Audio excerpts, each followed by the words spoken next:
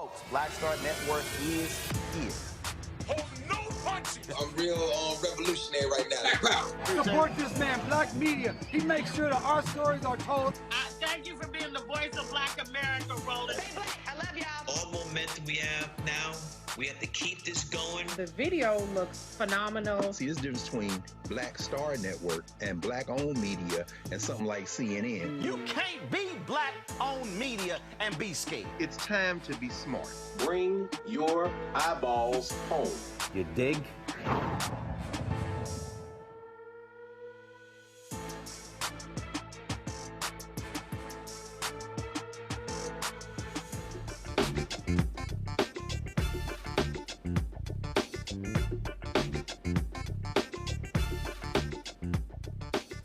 It's Tuesday, January 2nd, 2024. I'm Candace Kelly, sitting in for Roland Martin. Today we're going to be talking about quite a few stories, and we're going to be getting to that as soon as these messages are done. We'll see you back after a break. Whatever the miss, he's on it. Whatever it is, he's got the scoop, the fact, the find. And when it breaks, he's right on time and it's rolling. Best believe he's knowing. Putting it down from sports to news to politics. With entertainment just for kicks, he's rolling. It's on go, roll, roll, y'all. It's Roland Martin, yeah. Rolling with Roland now. He's funky, he's fresh, he's real, the best, you know he's Roland Martin.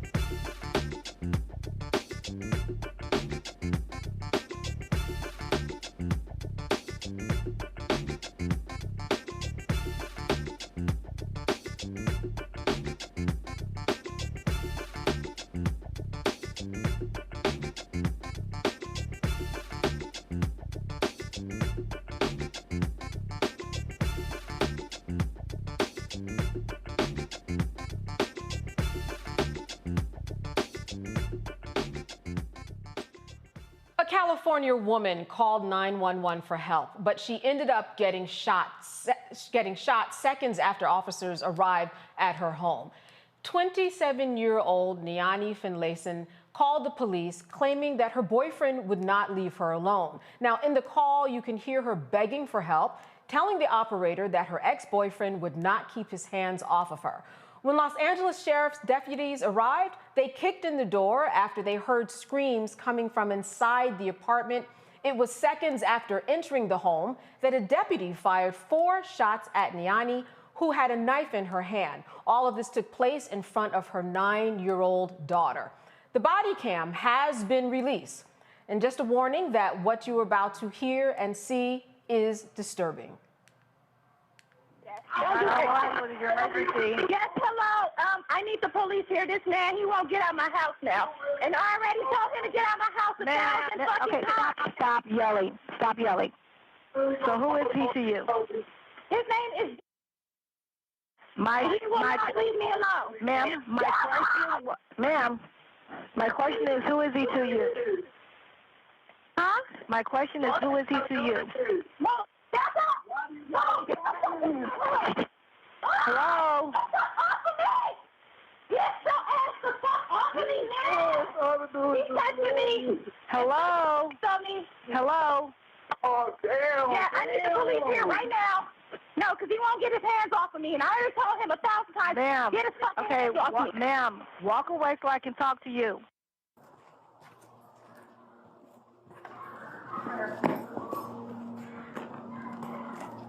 Here we go. Yeah.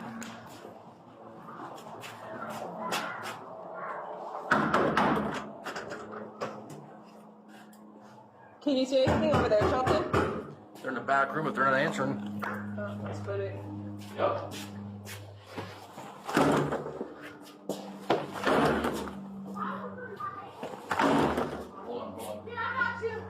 Hey, come out, come out. Yeah, I'm gonna stab him because he is my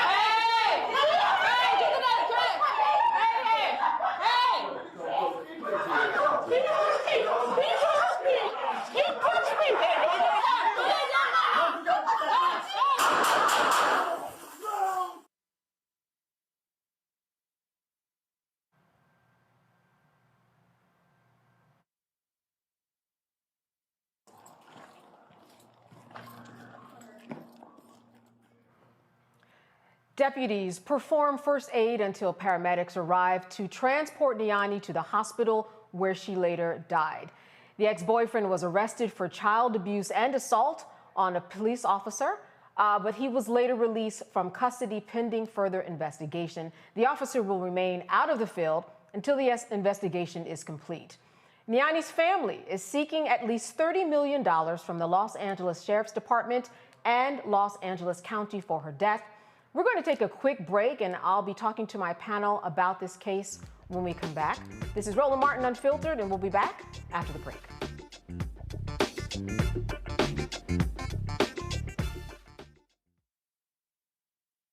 A new year for a new you.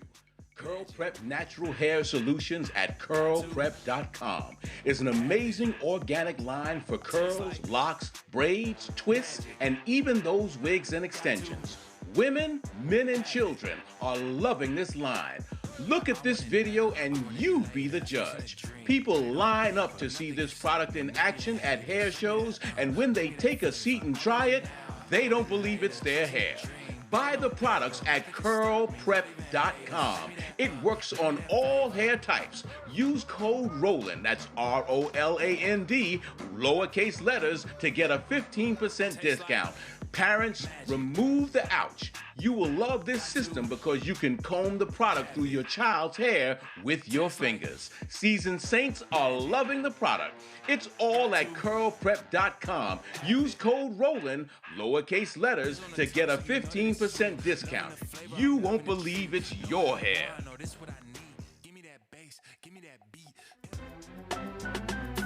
I'm Faraji Muhammad, live from LA. And this is The Culture. The Culture is a two-way conversation. You and me. We talk about the stories, politics, the good, the bad, and the downright ugly. So join our community every day at 3 p.m. Eastern and let your voice be heard. Hey, we're all in this together. So let's talk about it and see what kind of trouble we can get into. It's The Culture, weekdays at 3, only on the Black Star Network. Hey, what's up? It's Sammy Roman. Hey, it's John Murray, the executive producer of the new Sherry Shepherd Talk Show. It's me, Sherry Shepherd, and you know what you're watching, Roland Martin Unfiltered. Welcome back to Roland Martin Unfiltered. I want to bring in my panel to talk about Niani Finlayson, the 27-year-old mother gunned down by a Los Angeles sheriff's deputy in front of her daughter after she called for help.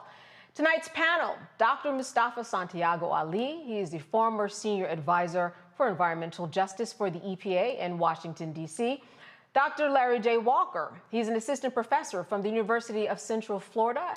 And Nicole Porter. She is the senior director of advocacy at the Sentencing Project in Washington, D.C.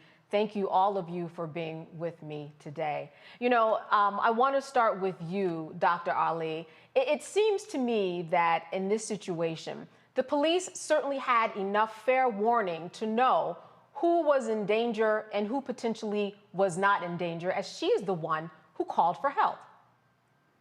Exactly. You know, it's amazing that we continue to see these stories where police, either there seems to be some type of breakdown in communication between the people who are getting the 911 calls and then getting that information out, or police officers are just not doing their due diligence and making sure about the situation that they're about to walk into, and to make sure that they are not killing innocent people who are calling and asking for help. We've seen this time and time again. Now, once again, another sister's life has been taken because of either that breakdown in the system, and that by no means takes away the responsibility those officers had when they walked into that room They should have been making sure that the first thing that they're thinking about is not firing, but finding the individual whom was supposed to be assaulting this sister, and they didn't do that. So once again, our lives are being taken because of breakdown in the system, and also because, officers are not doing their due diligence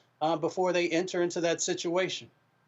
Nicole, I'm wondering what you immediately saw or what struck you from the video here. I know for me, it was the fact that she seemed as if she was not a threat at all. I'm sure that's what they will be saying, but we just don't know what went on. What was your takeaway from this video? Just that it's a part of a pattern that's been going on in this country for more than 400 years. He didn't seem like a threat, but the reality is that policing is a broken system, and there needs to be other options in dealing with domestic violence and helping to mediate conflict. People need other options other than calling the police. So from the beginning, with the call made, and it's unfortunate that the victim only relied on calling 911, who called the police, and that there's no other options in communities to support people going through domestic violence incidents, going through other conflict to help mediate against that conflict, because police come in with guns. I think they fear guns when they enter into incidents like that. It was an escalated incident. She was fearful for her life. She emoted that fear on the phone and in person.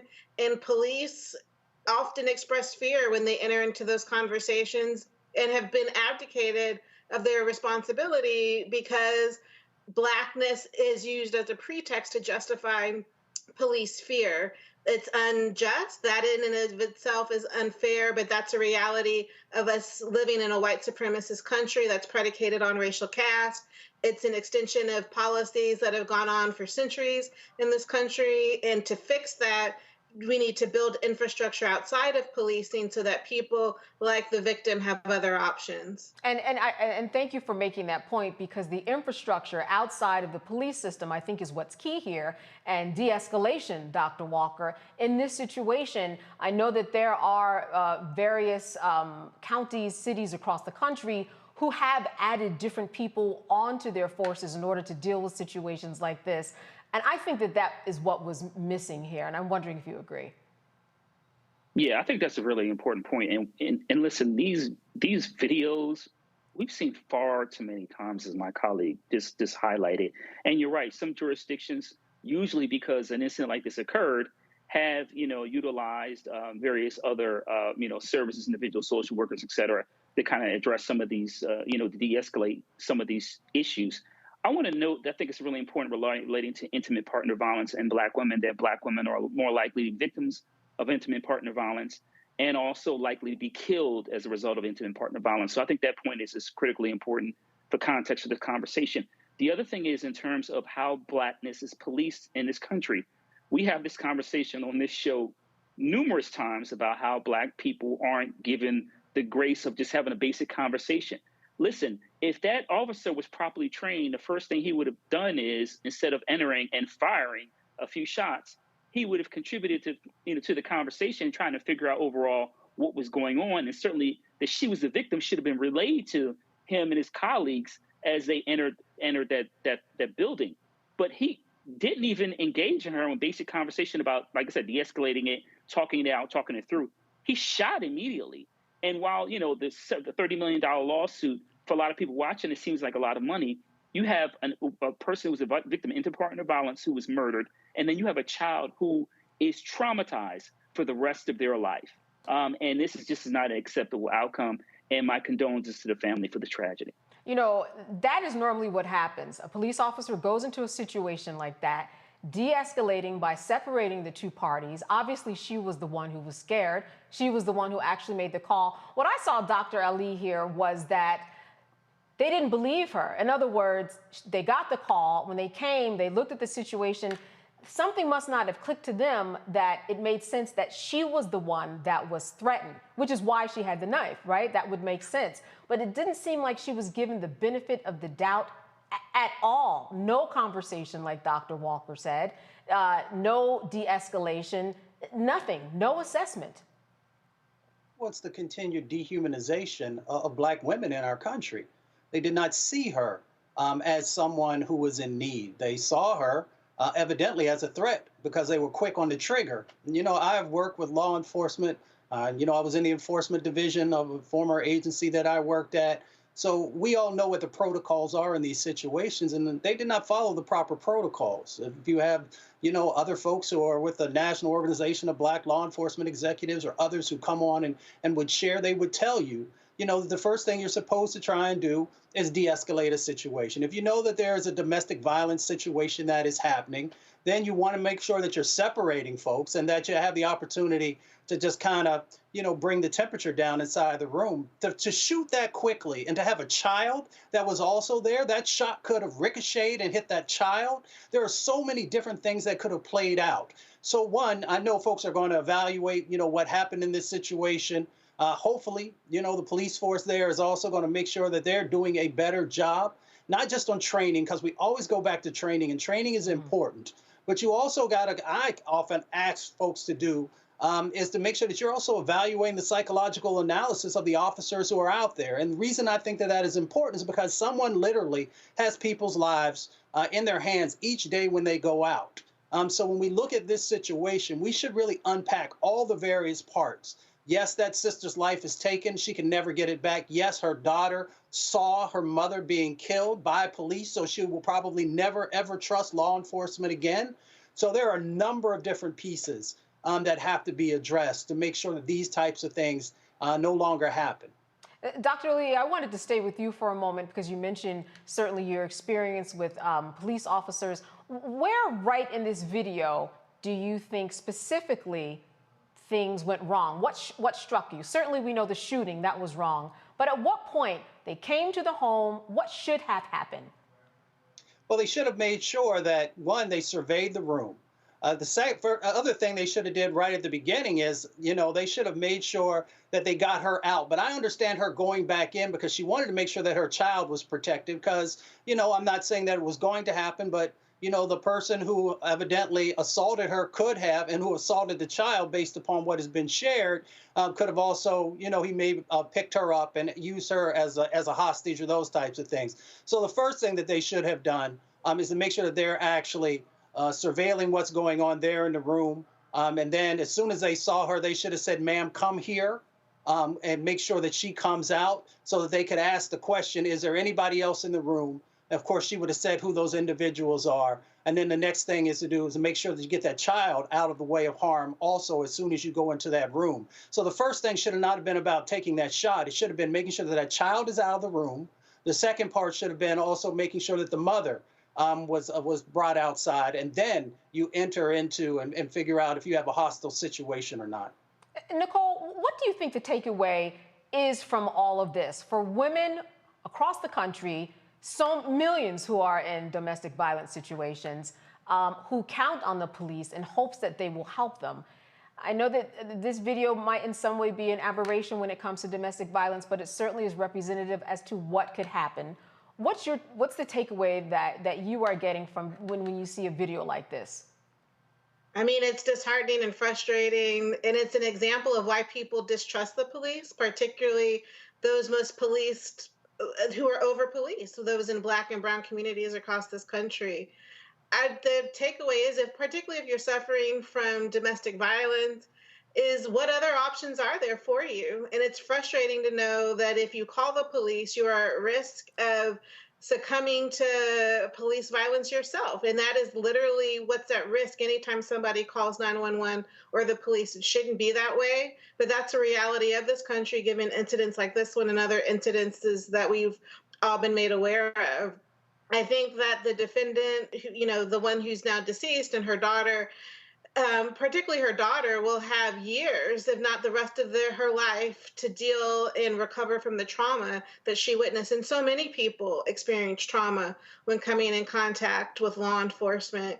So what are the options? What are the key takeaways? We need more solutions. We need ways to address conflict, particularly between domestic partners, people suffering from domestic violence, other kinds of interfamily violence, there needs to be other options out there other than relying on the police, because literally a call to law enforcement can result in a fatal outcome, if not just the traumatizing experience of arrest in and of itself. There's a lot of people who come in contact with law enforcement, they don't end up dead, but they end up traumatized for the rest of their life. And so there's a spectrum of what can happen to you when coming in contact with law enforcement. And that's why calling the police is often comes at risk. Dr. Walker, the family wants to file a $30 million lawsuit.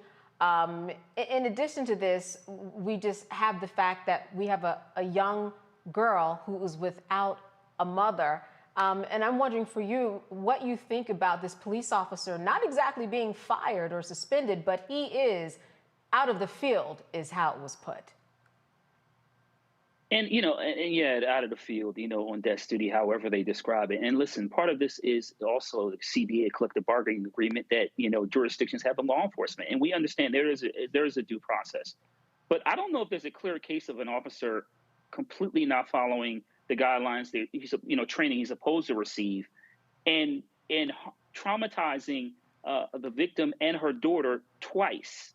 Obviously, the issue we talked about, the intimate partner violence, but the mother being killed, murdered, and then the daughter, as you said, alluded to, having to deal with this trauma for the rest of her life. There is no amount of money that can bring her mother back, or obviously she needs years of therapy. But there was no. How can you ever close that gap? To issues relating to law enforcement mistrust, issues relating to trusting authority figures. We could keep going on and on and on. But the bottom line is there are other issues, underlying issues relating to racial bias. And we know that Black folks, when you call law and when they have an interaction with law enforcement, regardless of the circumstances, Black people are far more likely to be killed than whites. All right. Well, it will certainly be interesting to see what this police officer's defense is in this situation. Roland Martin Unfiltered will be right back after this break. You're watching the Black Star Network. Grow your business or career with Grow with Google's wide range of online courses, digital training, and tools. Gain in-demand job skills with flexible online training programs designed to put you on the fast track to jobs in high-growth fields. No experience is necessary. Learn at your own pace. Complete the online certificate program on your own terms. Stand out to employers, get on a path to in-demand jobs, and connect with top employers who are currently hiring. Take one professional career certificate program or all 6. Earn a Google Career Certificate to prepare for a job in a high-growth field like data analytics, project management, UX design, cybersecurity, and more. All professional career certificate programs must be completed by December 31st, 2024. Scan the QR code to complete the application. There are 1,000 scholarships available. Grow with Google and J. Hood and Associates. Be job ready and qualify for in-demand jobs. On a Next, A Balanced Life with me, Dr. Jackie. People can't live with them, can't live without them. Our relationships often have more ups and downs than a boardwalk roller coaster, but it doesn't have to be that way. Trust your gut. Whenever your gut is like, this isn't healthy, this isn't right, I don't like the way that I'm being treated. This goes for males and females. Trust your gut, and then whenever that gut feeling comes, have a conversation. Knowing how to grow or when to go. A step-by-step guide on a Next, A Balanced Life on Black Star Network.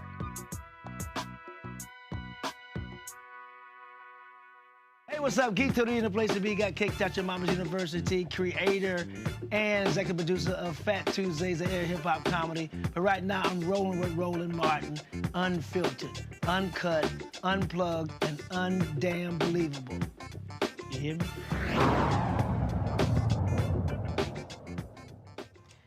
Embattled Harvard University President Claudine Gay resigned from her position as leader of the prestigious Ivy League school today, following weeks of campus turmoil that included plagiarism accusations and backlash over her anti-Semitism testimony. Gay penned her resignation in a letter to the Harvard community. The Crimson reported that her decision to step down marks the end of the shortest presidency in the university history. And she wrote, "It is with a heavy heart, but a deep love for Harvard, that I write to share that I will be stepping down as president. This is not a decision that I came to easily. It indeed has been difficult beyond words because I've looked forward to working with so many of you to advance the commitment to academic excellence that has propelled this great university across centuries. But after consultation with members of the corporation, it has become clear that it is in the best interest of Harvard for me to resign so that our community can navigate this moment of extraordinary challenge with a focus on the institution rather than the individual. Gay's decision to resign comes amid congressional investigation into plagiarism allegations that have been made against her. In a letter sent to Harvard University, the Republican-led Education and Workforce Committee confirmed that it's looking into Gay's record over 24 years.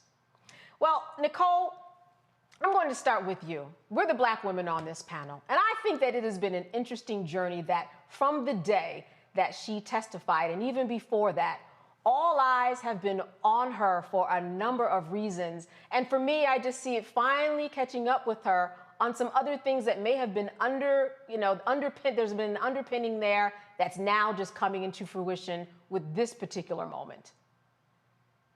Yeah, I mean, this is extremely unfortunate. I know that she had a great deal of support from professors and other academics, practitioners at Harvard.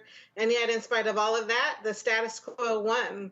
They literally targeted President Gay, not just from the moment of her testimony, but probably were dismissive and questioned even her being hired into that position, given the racist vitriol that she's been subjected to publicly since her testimony, but probably underlied people criticizing and questioning the hiring decision from the beginning.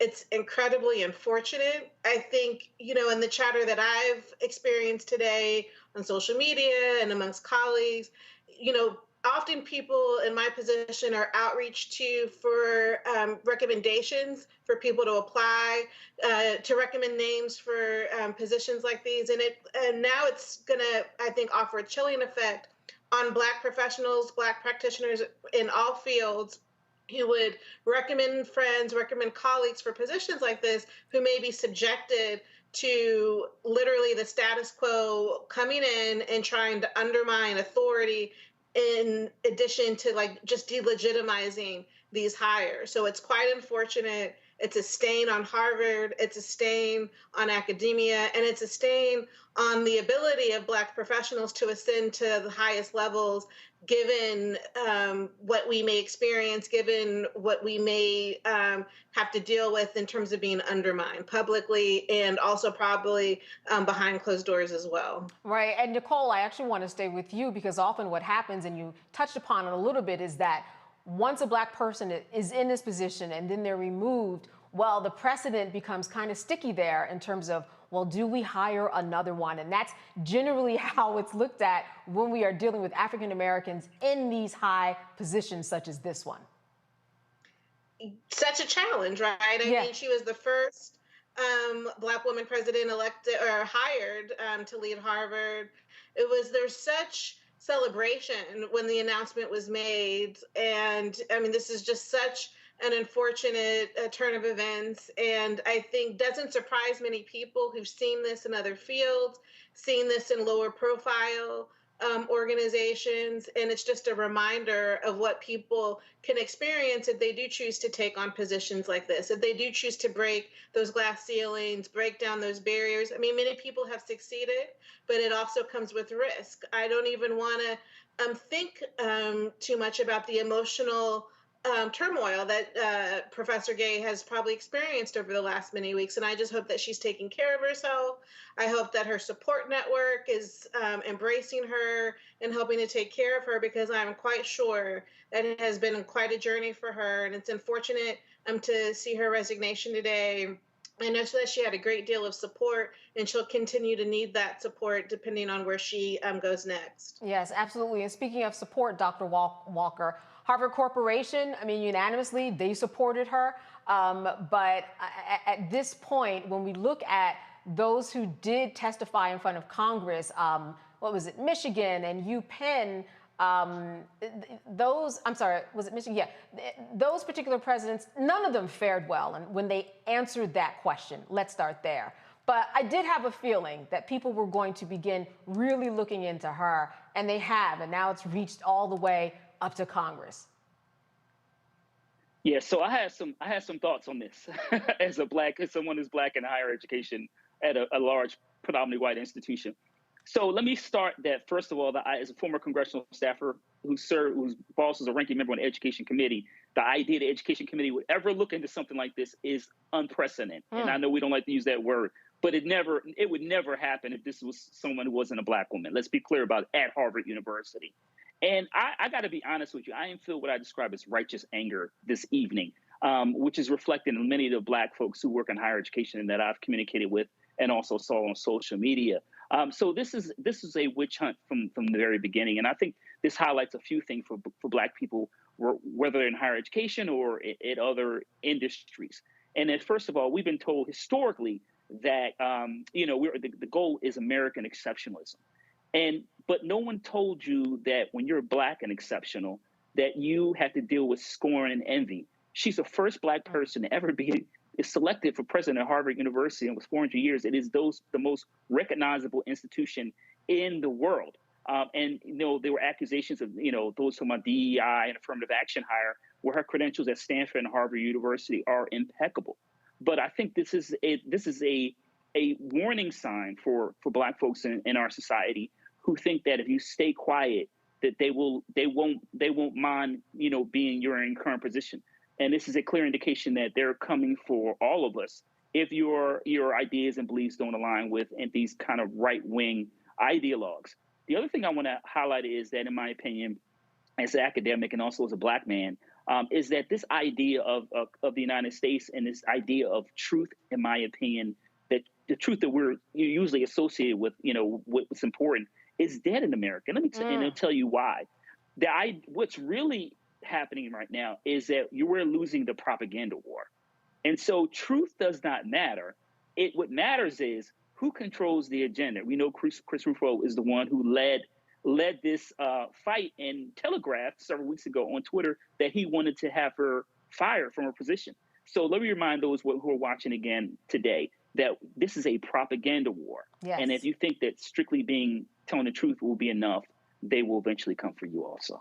Yes, because the activists, if you will, that really brought this to the attention of everybody, as you said, they weren't higher up politicians. They were lower level people who got on Twitter and made a big deal about this. But I do want to ask you this, Dr. Walker. When you look back at her testimony, could she have done better? Yeah, I think that having an issue with and so look, academics are very particular about and being very careful about language, particularly when you're in that. And I've prepped witnesses before for these congressional hearings. So I think the mistake that Dr. Gay and the other individuals may have made, if you want to offer as a critique, is that they were doing their job as academics, leaders of post-secondary institutions. But once again, that hearing was a propaganda, was part of an overall propaganda to put out on various platforms to highlight why these institutions aren't welcoming or et cetera. So while they went in and they were properly prepared, what I don't think they understood is that the members of Congress were looking for sound bites. And so once again, this continues this idea what I talk about, the difference between propaganda and truth. So I think if they were prepared and taught that when you give responses, be very clear and don't give these long-winded responses, because what happens is that's able to be chopped up and used later on, which it was, used against them on various platforms. And I think that the way they were prepared didn't have them understand that this is really about sound bites and not really about what's happening at post-secondary institutions.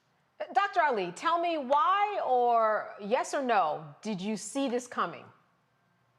Yes. All right, and why? Well, because she's a high-profile African-American woman in one of the most prestigious institutions, as Dr. Walker just laid out, in our country. They also saw her as a sacrificial lamb. You know, we have a double standard that exists inside of our country, especially in relationship to Black women. I mean, she had done everything right to move up the ladder to be able to lead this institution. And you know, I've also worked on Capitol Hill. I've worked for John Conyers when he was chairman of the Judiciary Committee, so I know how these things are going to play out.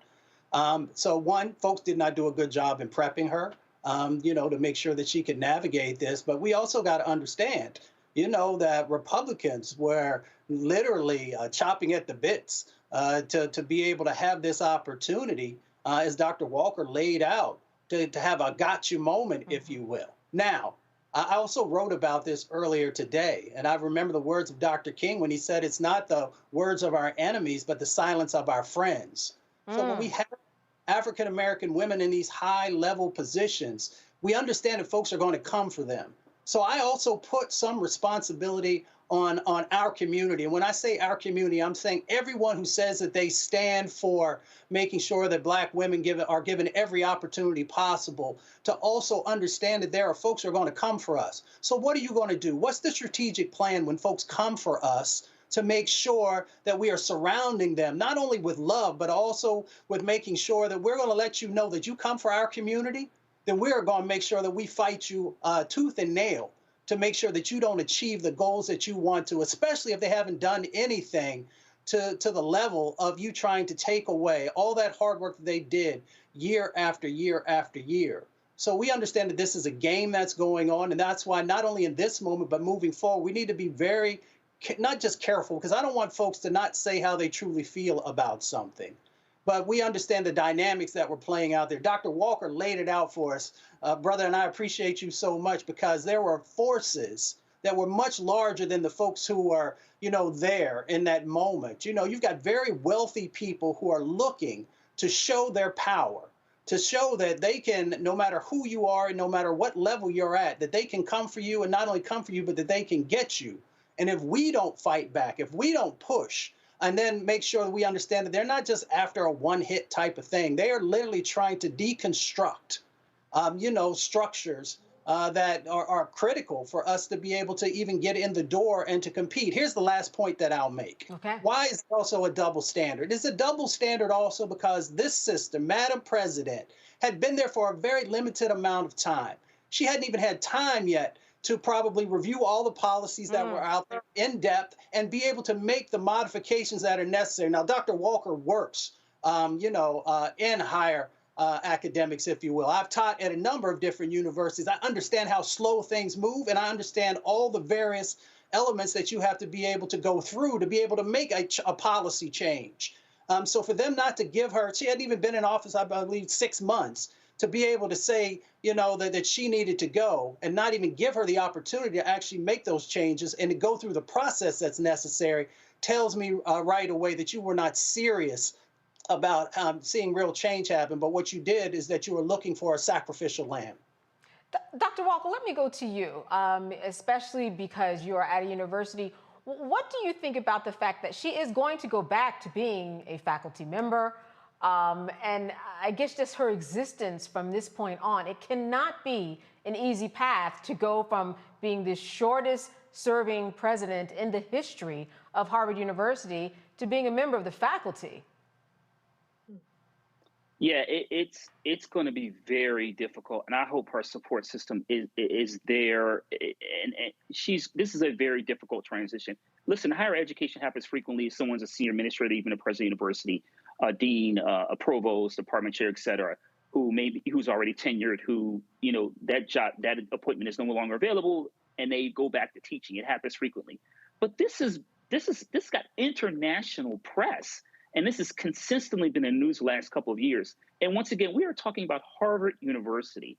And so having the shortest tenure of any president at Harvard University in its history, and you being the only first Black person appointed to that position, it's going to be extremely difficult for her to deal with. And so, like I said, I've seen it in other, not only my current institution, but other institutions. But the last point I want to make is we talk about plagiarism and standards.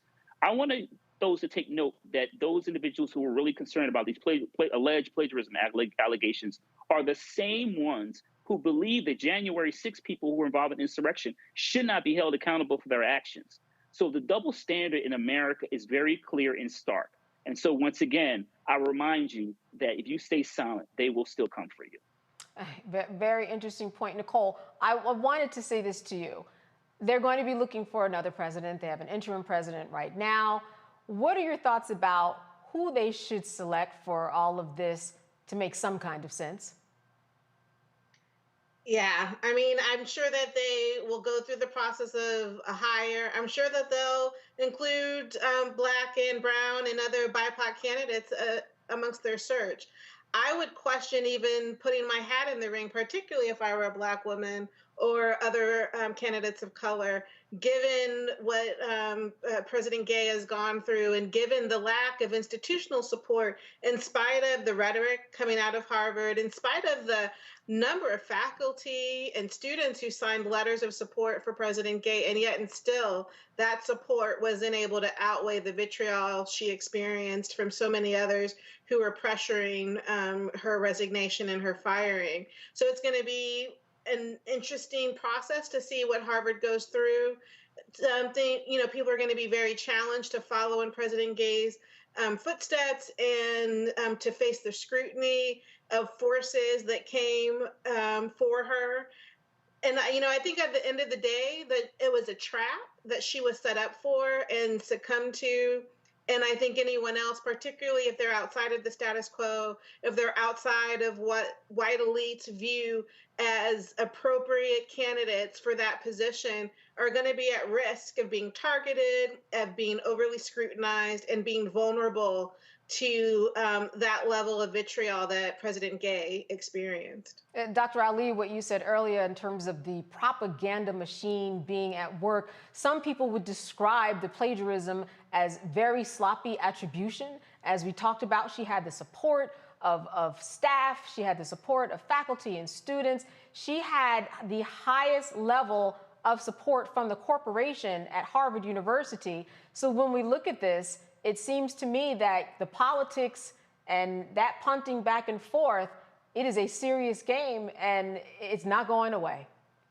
No, it's not going away. It's going to continue to escalate until we start to put checks and balances, in relationship to that type of stuff. By no means should we not do background checks when you're hiring someone. But for anybody who's ever been in higher education, whether as a student, grad student, a doctoral student, a professor, let me say it this way.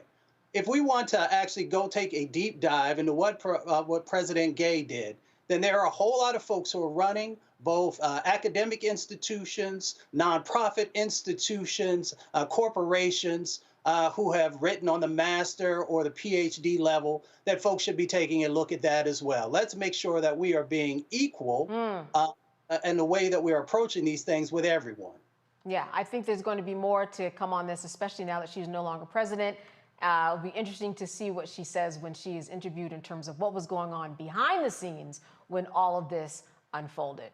All right, Roland Martin Unfiltered. We'll be right back right here on the Black Star Network. Stay with us.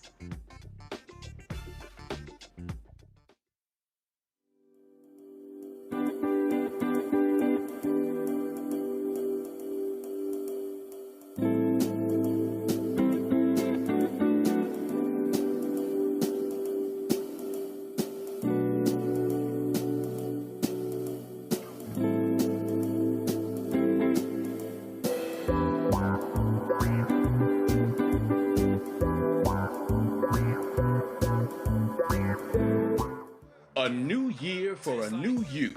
Curl Prep Natural Hair Solutions at curlprep.com is an amazing organic line for curls, locks, braids, twists, and even those wigs and extensions. Women, men, and children are loving this line. Look at this video and you be the judge. People line up to see this product in action at hair shows, and when they take a seat and try it, they don't believe it's their hair. Buy the products at curlprep.com. It works on all hair types. Use code ROLAND, that's ROLAND, lowercase letters, to get a 15% discount. Parents, remove the ouch. You will love this system because you can comb the product through your child's hair with your fingers. Seasoned saints are loving the product. It's all at curlprep.com. Use code ROLAND, lowercase letters, to get a 15% discount. You won't believe it's your hair. Hey, what's up, y'all? I'm Devon Frank. I'm Dr. Robin B., pharmacist and fitness coach, and you're watching Roland Martin Unfiltered.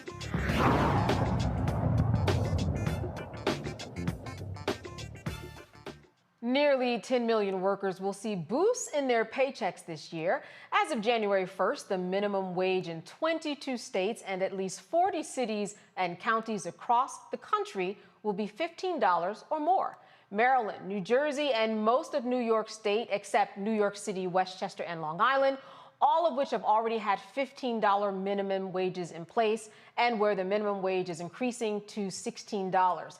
The state-level increases come as the federal government held the minimum wage firm at $17.25, despite increased cost of living and rapidly growing housing costs. Over the years, Congress has debated about increasing the minimum wage to $15 per hour, all to no avail. Some lawmakers are pushing for the minimum wage to be increased to $17 by 2028. Dr. Ali, well, this is some good news. I mean, will this raise people out of poverty the way that we are seeing in the headlines? That is supposed to be the goal of this, but a lot of people cannot live still on this particular number when it comes to minimum wage. We know that about 6.9 million people, if we made sure we had a $15 minimum wage, would be lifted out of poverty, 2.9% lower sets of folks that would actually be in poverty. But we also got to understand that $15 in New York is not the same thing as $15 in Jackson, Mississippi. So we got to, make sure that we're understanding the sets of dynamics that individuals are dealing with. When you go into the grocery store now, milk's $5, $6 a gallon, bread $4.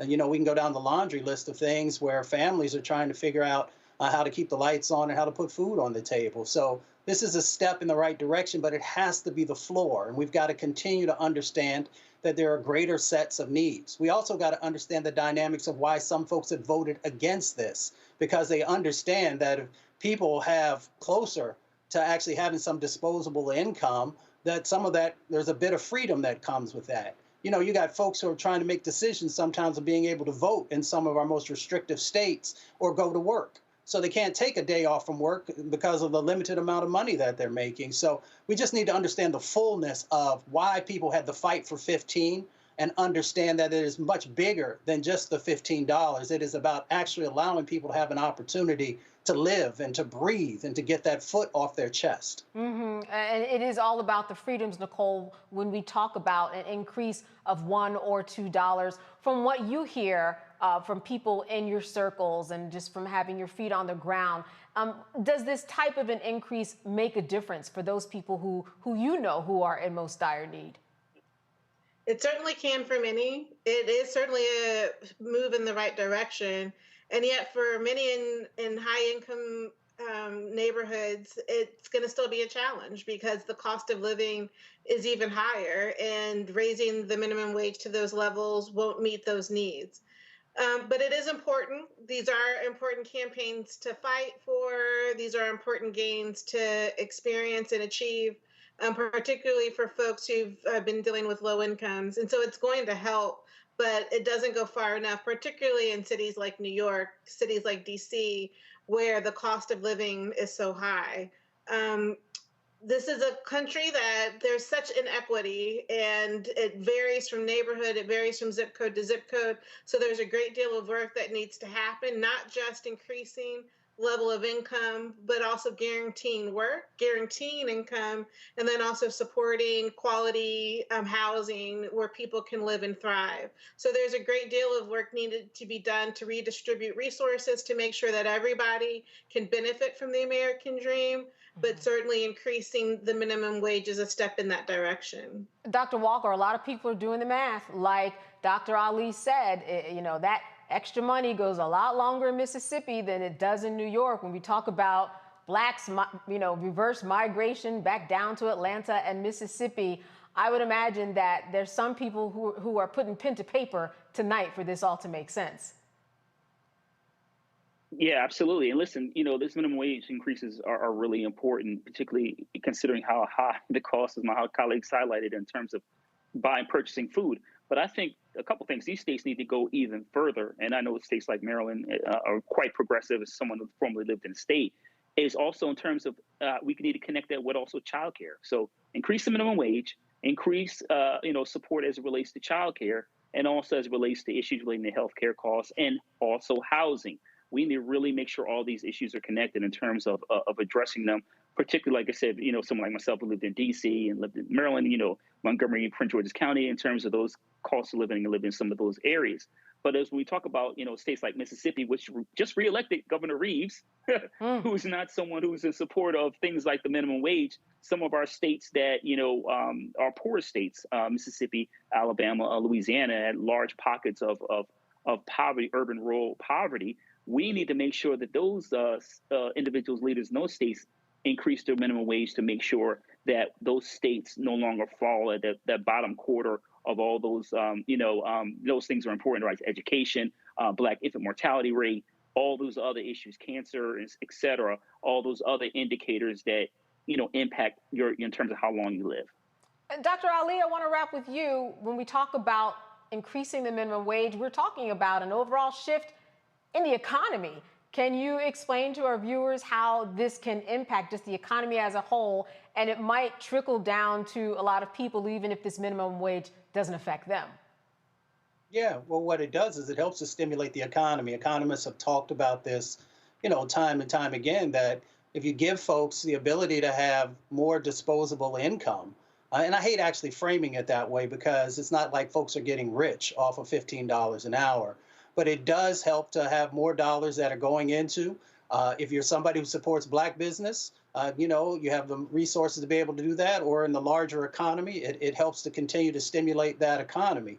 So it plays a critical role. Here's the other thing that's really, it's amazing. You got folks on Capitol Hill who are against this, who make around $80,000 a year, who are upset that someone might make $32,000 to $35,000 a year. That's another reason why we need to vote. Absolutely. That is another reason why we need to vote and move the needle. Minimum wage certainly makes a difference to millions of people. All right. You are watching Roland Martin Unfiltered on the Black Star Network. We'll be right back.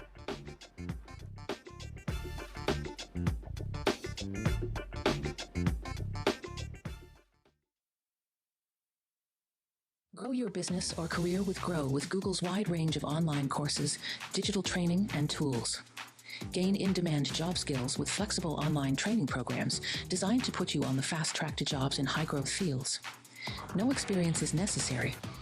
Learn at your own pace. Complete the online certificate program on your own terms. Stand out to employers, get on a path to in-demand jobs, and connect with top employers who are currently hiring. Take one professional career certificate program or all 6. Earn a Google Career Certificate to prepare for a job in a high-growth field like data analytics, project management, UX design, cybersecurity, and more. All professional career certificate programs must be completed by December 31st, 2024. Scan the QR code to complete the application. There are 1,000 scholarships available. Grow with Google and J. Hood and Associates. Be job ready and qualify for in-demand jobs. Next on the Black Table with me, Greg Carr, the enigma of Supreme Court Justice Clarence Thomas. What really makes him tick, and what forces shaped his view of the world, the country, and Black America? The answer, I'm pretty sure, will shock you. And he says, people think that I'm anachronistic. I am. I want to go backwards in time in order to move us forward into the future. He's very upfront about this. We'll talk to Corey Robin, the man who wrote the book that reveals it all. That's next on the Black Table, only on the Black Star Network. Hello, we're the Critter Fixers. I'm Dr. Bernard Hodges. And I'm Dr. Terrence Ferguson. And you're tuned in to Roland Martin Unfiltered.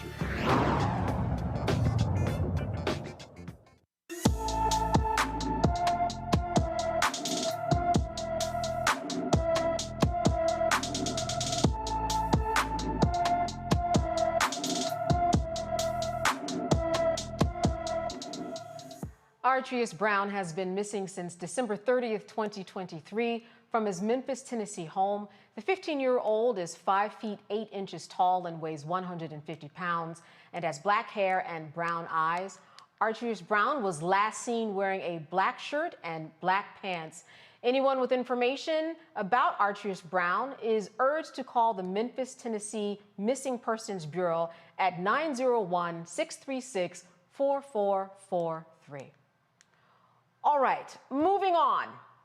A federal appeals court temporarily delays Mississippi officials' from creating a state-run court in part of the majority Black capital city of Jackson, which was supposed to start on Monday. The ruling came just before U.S. District Judge Henry Wingate dismissed requests to block the Capitol Complex Improvement District Court in a ruling filed late Sunday.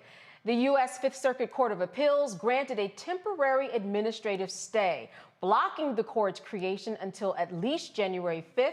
The Capitol Complex Improvement District Court will have the same power as municipal courts, which handles misdemeanor cases, traffic violations, and initial appearances for some criminal charges. People convicted in most municipal court face time in a local jail. Those convicted in the new court will be held in a state prison near people convicted of more serious felony crimes. Dr. Ali, I wanted to start with you because here's a situation where the people do not have the power in terms of selecting those people in charge in the court system. When you know how important it is to have the right people in power, whether it's the DA, the prosecutor, to make things work for you, especially if you are a person of color. Mississippi and other cities, you'll find that people's vote is equated with being able to have the individuals that you want, whether they're your judges or a number of the other positions that are a part of the judicial process. So then you have to ask the question, well, why not in Jackson?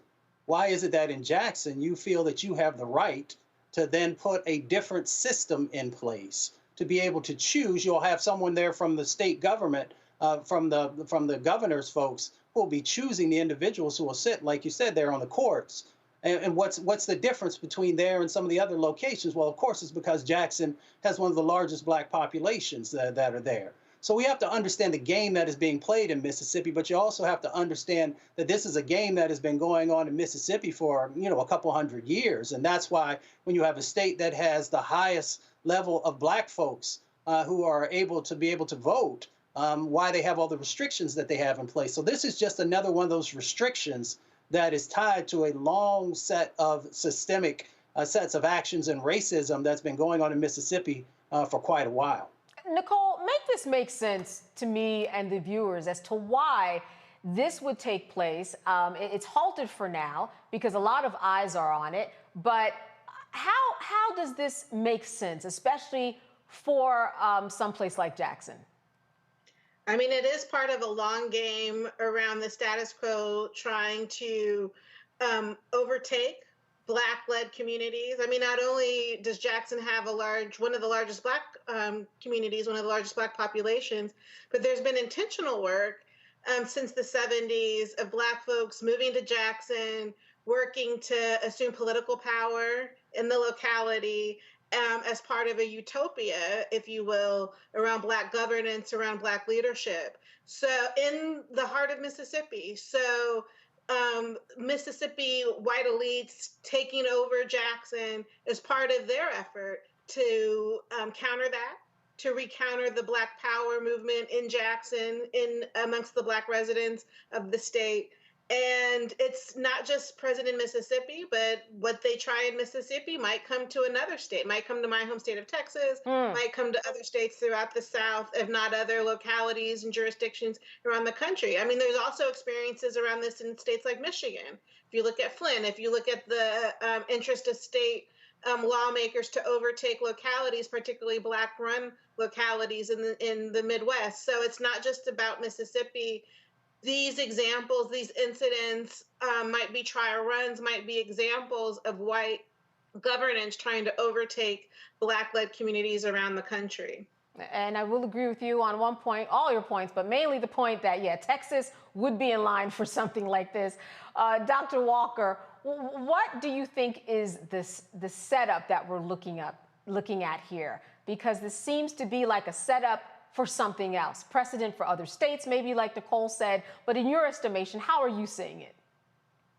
Yeah, you see states like Florida's ground zero for a lot of these changes you see in other jurisdictions, Texas, et cetera. And so what Mississippi has done is created a template that will be adopted, whether it's Texas or, other large or, mid-sized states throughout the United States.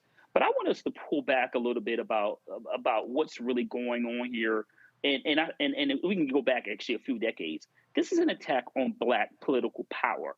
More importantly, in my opinion, this is a direct result of the Great Society programs in the 1960s, particularly the Voting Rights Act. And once again, this is connected to diminishing Black political power in one of the blackest states in the country. And so, and particularly like Jackson, which is a predominantly Black city. This is attack. Governor Reeves, we just talked about him a few minutes ago, instead of addressing issues relating to clean water, or once again, as I mentioned earlier, the Black infant mortality rate, or the rate in which Black women die from pregnancy, or addresses issues relating to supporting the education system, this is what they come up with. And once again, if you pull it back, this is another way to attack Black political power in the United States. Dr. Ali, this is something that certainly people are going to be fighting for. How do you suggest people fight something like this? Because it might be coming to a city near them. This really is just the beginning. It's just been halted for now, but this is something that states are working on. Well, the thing that we can always do is to make sure that we are supporting the organizations that are on the ground, both locally and those nationally, that are pushing back against these types of things, those who are strategizing. This is incredibly important also when you look at what's going on right there in Jackson, and understanding the dynamics in Mississippi with the felony disenfranchisement set of actions that they've had. This is also tied to limiting the amount of folks who can vote. So we need to make sure that there is a fair judicial system. And we do that by, one, supporting the groups that are on the ground, two, making sure that we are actually going out and voting, understanding the difficulties that exist in that space so that we have the right folks who are in place, not just on the local and the county level, but also on the state and the federal level. And then also making sure that we continue to talk about it, highlight it, and write about it. I wish more folks would pick up their cell phone and make a video when they see these sorts of injustices and share how you feel. I never tell anybody how they should feel, but share with folks what you're thinking about this. So we have so much more power than sometimes we actually utilize. And Nicole, this certainly doesn't translate very well for someone who has committed some type of a misdemeanor, and then they're alongside people who have felony charges. How will this change if this does go through and other states do follow in this particular, in these footsteps? How will this change the system in terms of how you're regarded and how crimes are regarded? Well, I mean, it expands the court system to have authority over people's real lives. And if they choose to disappear people for even minor offenses to state prison, then it expands the prison system in the state of Mississippi, which is already under scrutiny because of its constitutional violations of the Eighth Amendment. I mean, Mississippi's prison system is one of the most outrageous in the country, has one of the highest incarceration rates, not just in the United States, but in the world. And yet here, if this court is allowed to be established, it would expand the ability to send and disappear people to prison for even minor offenses. So that is definitely a step in the wrong direction. It is an attack on Black political power and Black agency, Black thriving, not just in Jackson, but in Mississippi. And it also suggests it could be a template for other Southern states, but also across the country. So there is no need to expand the level of courts to disappear people to prison, given the highest rate of incarceration that the United States currently has.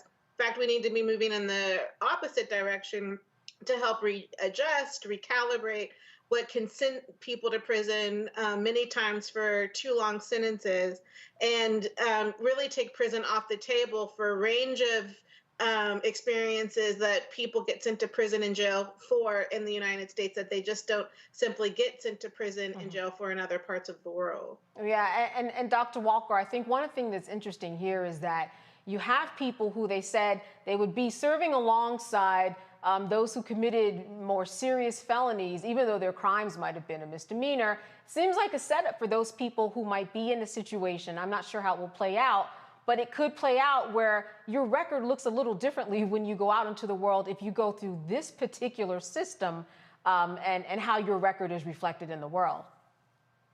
Yeah, that's certainly true. I think the other issue to keep in mind is considering some of the challenges and conditions not only in Mississippi but other states, is how some of these individuals for these minor offenses who brought in contact with individuals with more serious offenses could be victimized.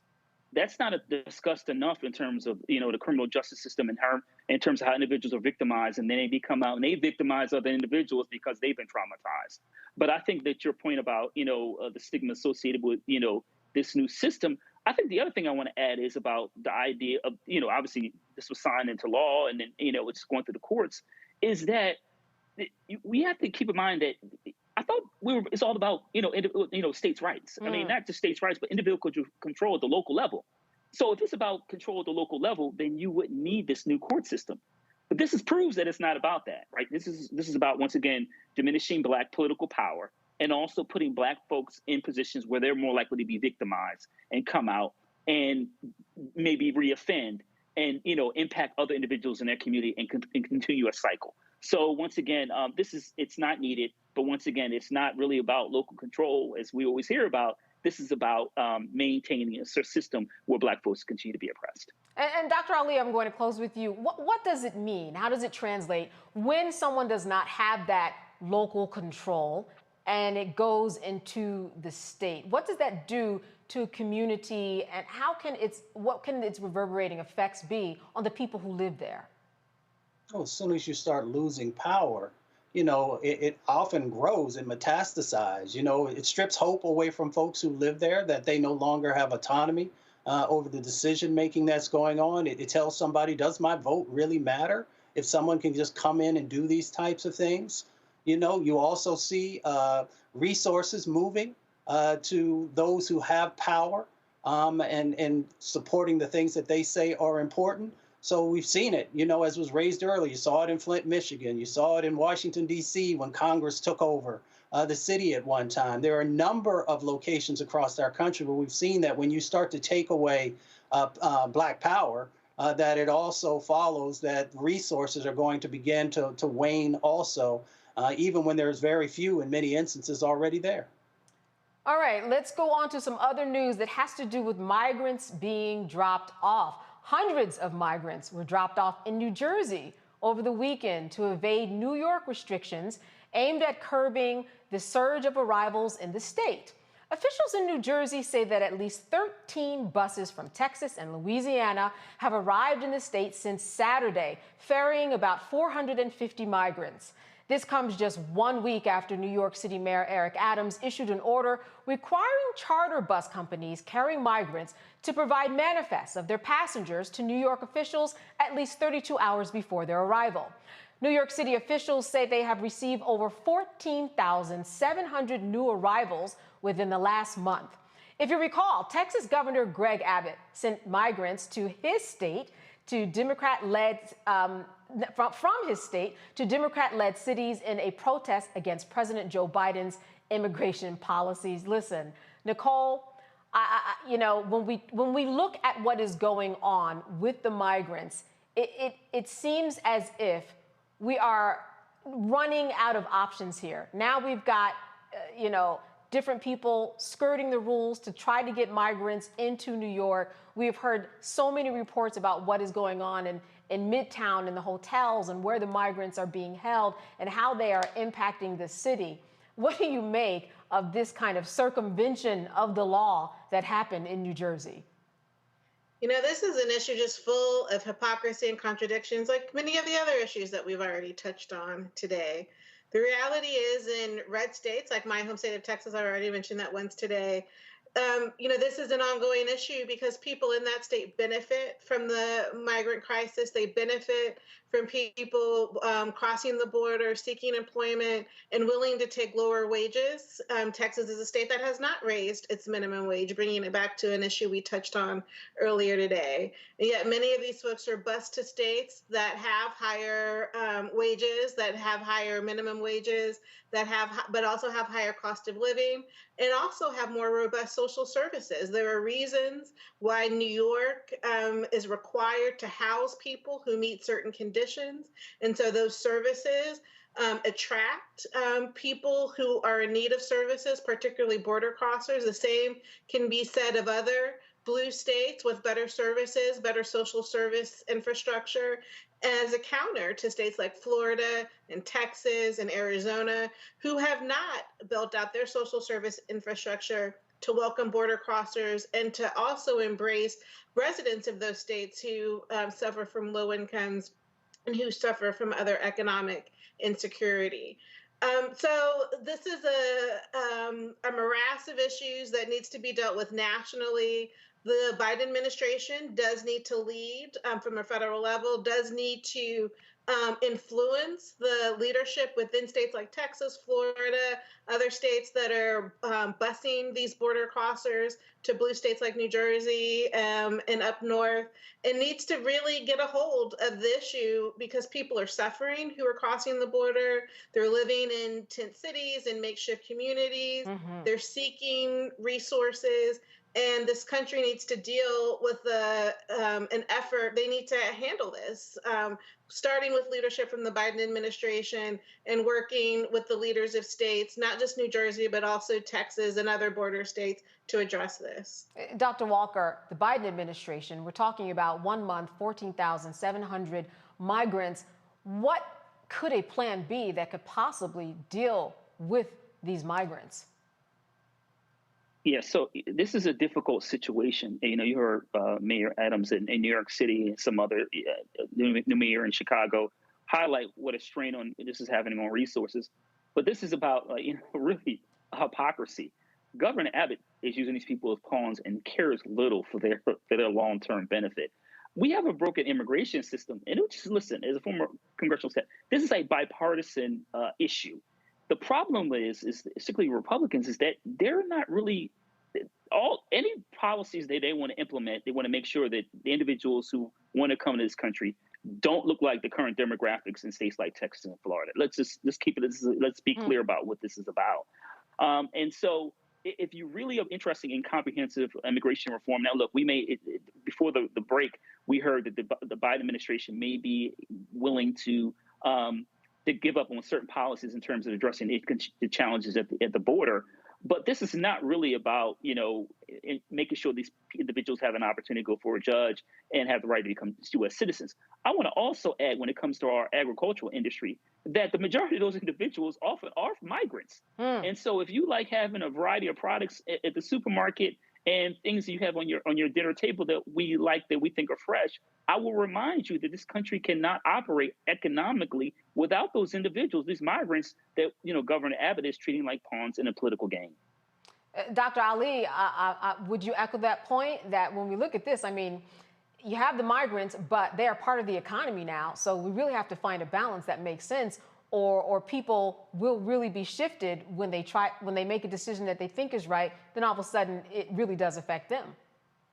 Yeah, this is a political game. Dr. Walker laid it out once again. Over the last 30 plus years, we haven't had serious discussions and sets of actions around making sure that we really have, the law that's in place that's necessary. So until folks get serious, because people get mad at the migrants, right? And they focus on that instead of focusing on the lack of action on Capitol Hill.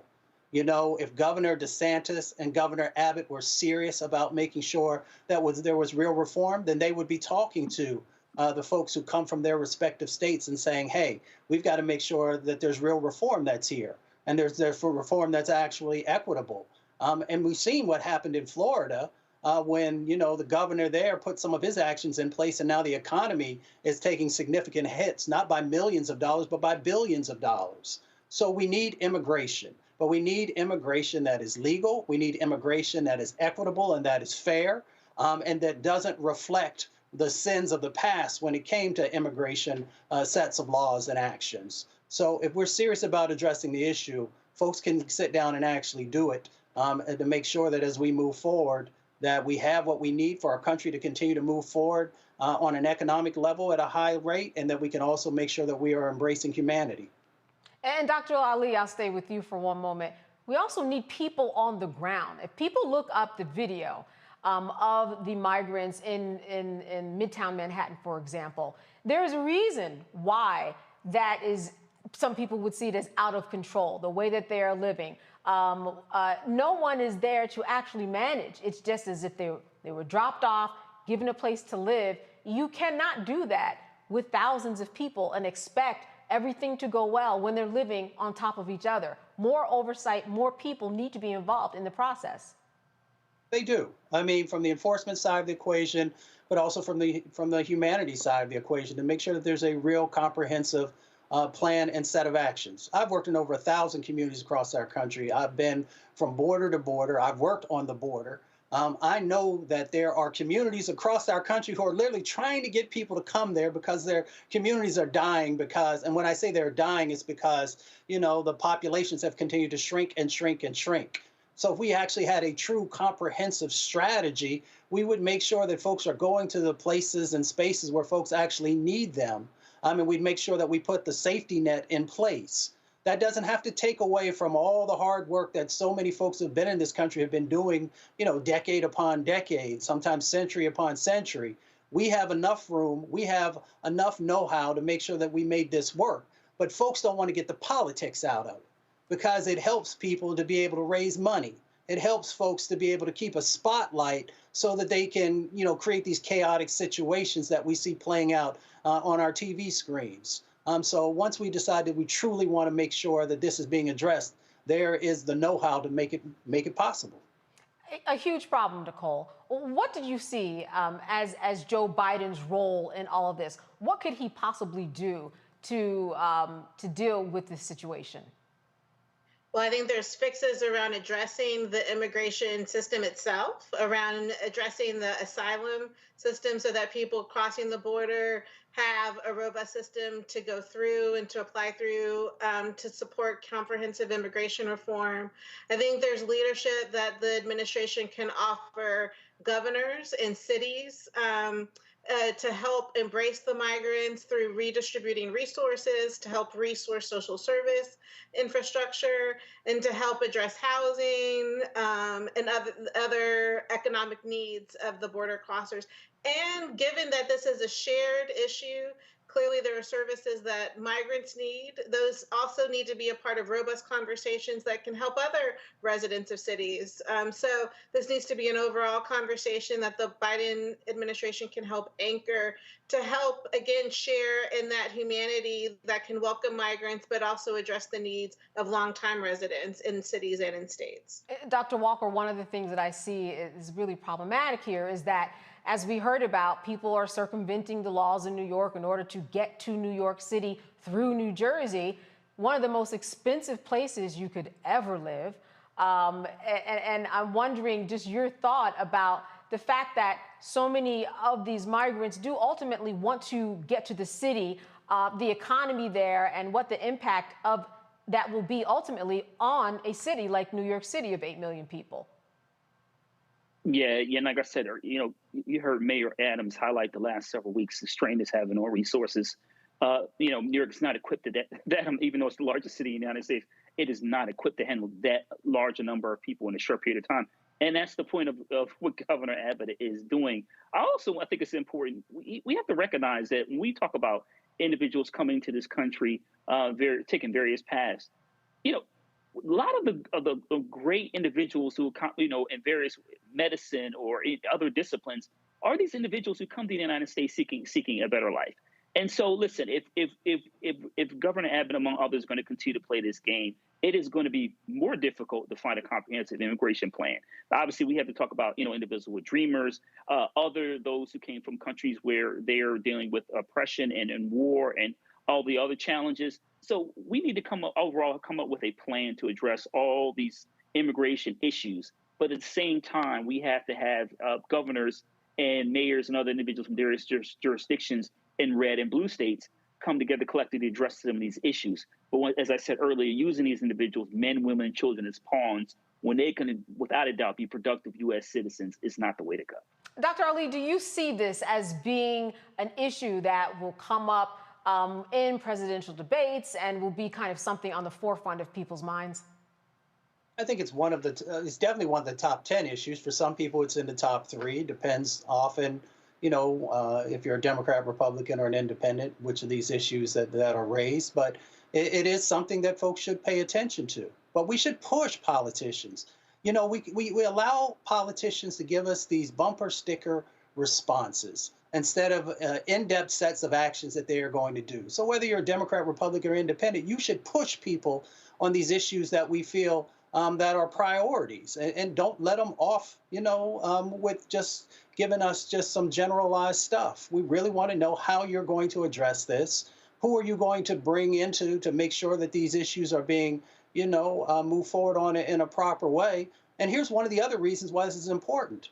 Because the United States is actually not having enough babies to continue the growth of this nation, whether economically or in other ways. So if you are not bringing immigrants in, the United States is not going to stay in the position that it currently is.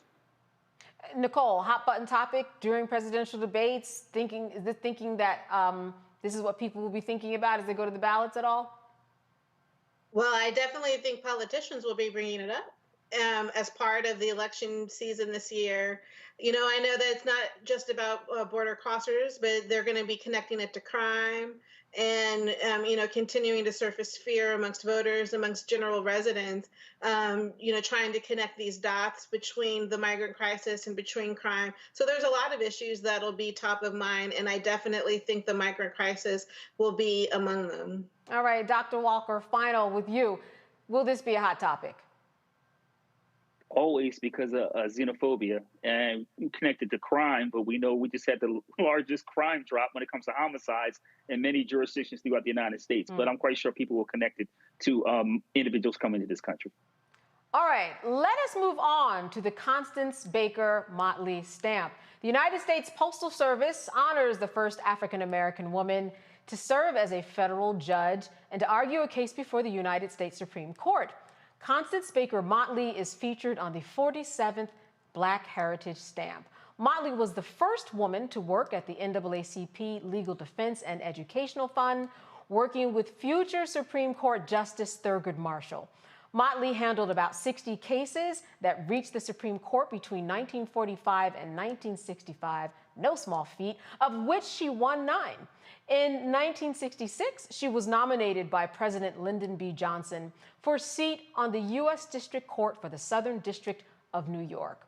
She later became the court's chief judge in 1982. The new stamp is available at the U.S. Postal Service's website and retail locations. Listen, we heard a lot about this woman when Ketanji Brown Jackson was nominated, when she was confirmed. For people who hadn't heard of her, that might have been the first time that they heard of her. But certainly, Nicole, it's about time. Past time. So it's a wonderful tribute to her. It's the least this country could do is honor her by putting her on a stamp. There's so many more things that this nation should do to honor her. And you certainly, through Judge Ketanji Brown Jackson's confirmation, it was the first opportunity that many got a chance to learn of her. But Miss Baker Motley should be celebrated and should be recognized throughout history books and as a part of the great, Black history heroes and sheroes that are recognized as part of, really helping to make Black America better. Yeah, and Nicole, I'll stick with you for a moment. When we talk about history, when we talk about schools, when we talk about African-American history being edited out of books across the country, this really is, you can't tell the story of the civil rights movement without Constance Baker Motley. She was the one who wrote decisions, who wrote papers for various civil rights cases in education and other civil rights issues. It reminds me of what we were going through just across the country and the way that we have to teach on our own to make sure that we get history right.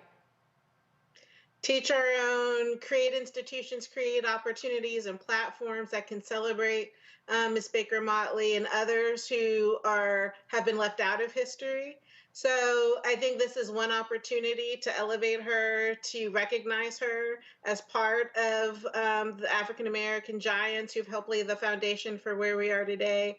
And hopefully it'll educate folks and maybe inspire, lead people to write books, to celebrate her and through other platforms. I don't know, television, movies inspired by her story, her life's history. And there's other opportunities, hopefully, to celebrate her going forward. Oh, absolutely. Absolutely. Dr. Walker, I want to turn to you. I mean, this is someone who was alongside Thurgood Marshall. If you go online and you listen to some of the audio of her arguing, obviously she knows her stuff. but it is just great to hear her during that time talk in front of the Supreme Court, talk and just defend the rights of her people during that time when she was not only one of the few women, but the few Black women who was really making a name during those decades. She was a trailblazer, and Judge Baker Motley finally deserves her flowers. And let's be frank, this happens far too often when it comes to Black women and all the exceptional things they've done throughout U.S. history, and it takes decades to recognize their brilliance. And you're right in terms of her work obviously as a judge and in New York State, but going before the court. At a time, you talked about early 40s. This is from Brown v. Board of Education. That's right. So, and Black women fighting for fairness and opportunity to show how brilliant jurist she was, but also in terms of the role model for other Black women that follow. And this is long overdue. I'm quite sure her family is pleased. I remember learning about her Black History Month many years ago when I was a student. But this is the first, and I hope, of many steps, including named scholarships. Endowed scholarships in her name at law schools throughout the United States. Right. She actually drew up the paperwork for Brown versus Board, that first draft, if you will. Dr. Ali, what strikes you most about the history that she's made and the legacy that she's left behind? Well, as Dr. Walker shared, being able to achieve in the time frame that she did, really from the 40s on up, just, all the various hurdles that were put in the, in front of not only her way, but others who were trying to achieve, especially on the legal side of the equation. I know her universities are proud of her, but when I visit them, I have not seen any programs named after her. So there are opportunities that exist there. Folks should also, I have her book, it's over here on the other bookcase, Equal Justice Under the Law. Mm-hmm. Folks will be making sure that they're going out and picking that up and gives a good understanding of the depth of her knowledge and how connected she was to our communities. Often we just don't understand the sacrifices that people made so that many of us can take advantage of, the positions that we have now, the luxuries that we have. So I'm very thankful to her. I'll also add, as we are making sure that she is being honored, wouldn't it be nice if we had finally got that $20 bill right and made sure that Harriet Tubman... Yes.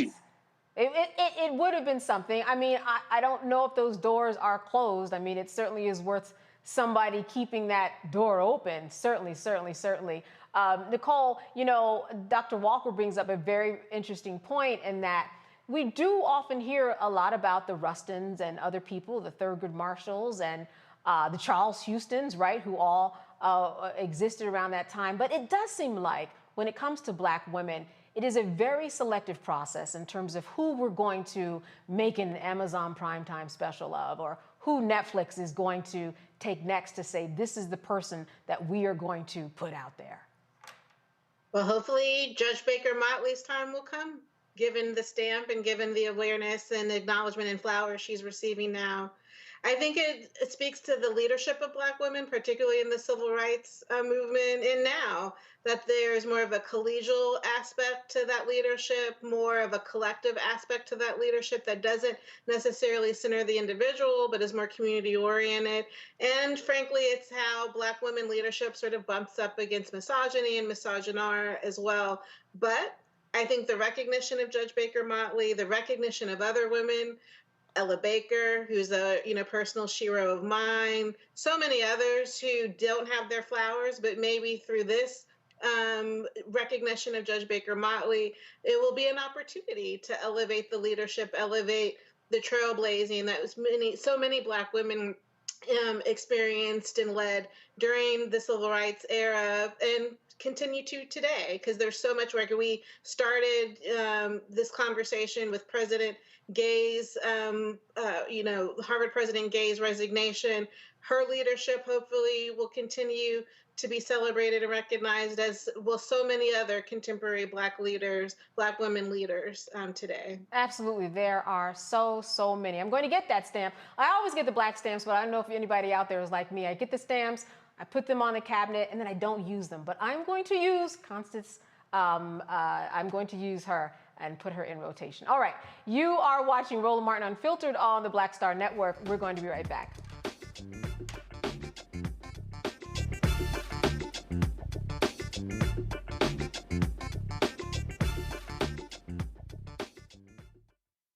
Don't you think it's time to get wealthy? I'm Deborah Owens, America's Wealth Coach, and my new show on the Black Star Network focuses on the things your financial advisor or bank isn't telling you. So watch Get Wealthy on the Black Star Network.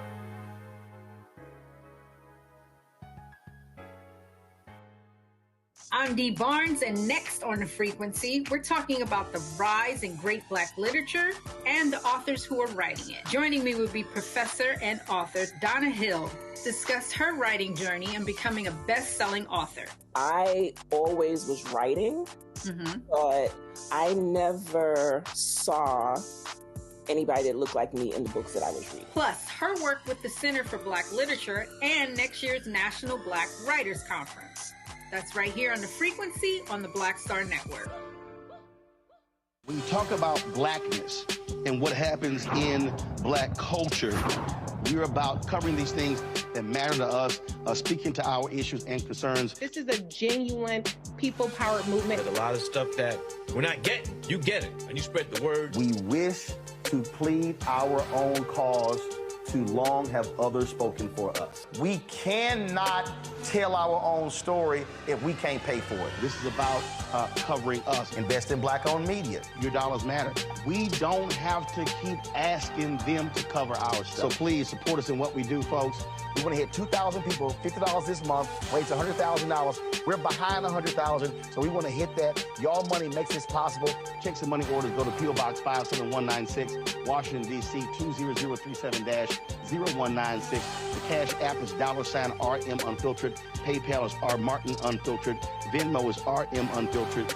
Zelle is RolandSMartin.com. On the next, A Balanced Life with me, Dr. Jackie. People can't live with them, can't live without them. Our relationships often have more ups and downs than a boardwalk roller coaster, but it doesn't have to be that way. Trust your gut. Whenever your gut is like, this isn't healthy, this isn't right, I don't like the way that I'm being treated. This goes for males and females. Trust your gut, and then whenever that gut feeling comes, have a conversation. Knowing how to grow or when to go. A step-by-step guide on the next, A Balanced Life on Black Star Network.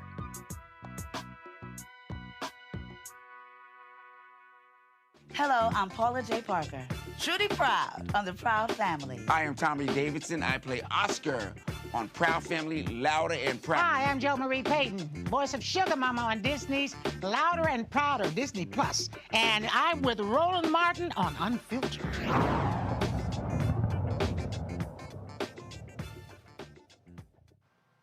All right, it's the new year, and we've all made some resolution or promise to get back in shape, eat right, go after that new job, write a book. But research shows that these resolutions can be hard to maintain as the year progresses. Here to walk us through how to set healthy goals is licensed professional and counselor Robin May. Robin, thank you so much for being with us.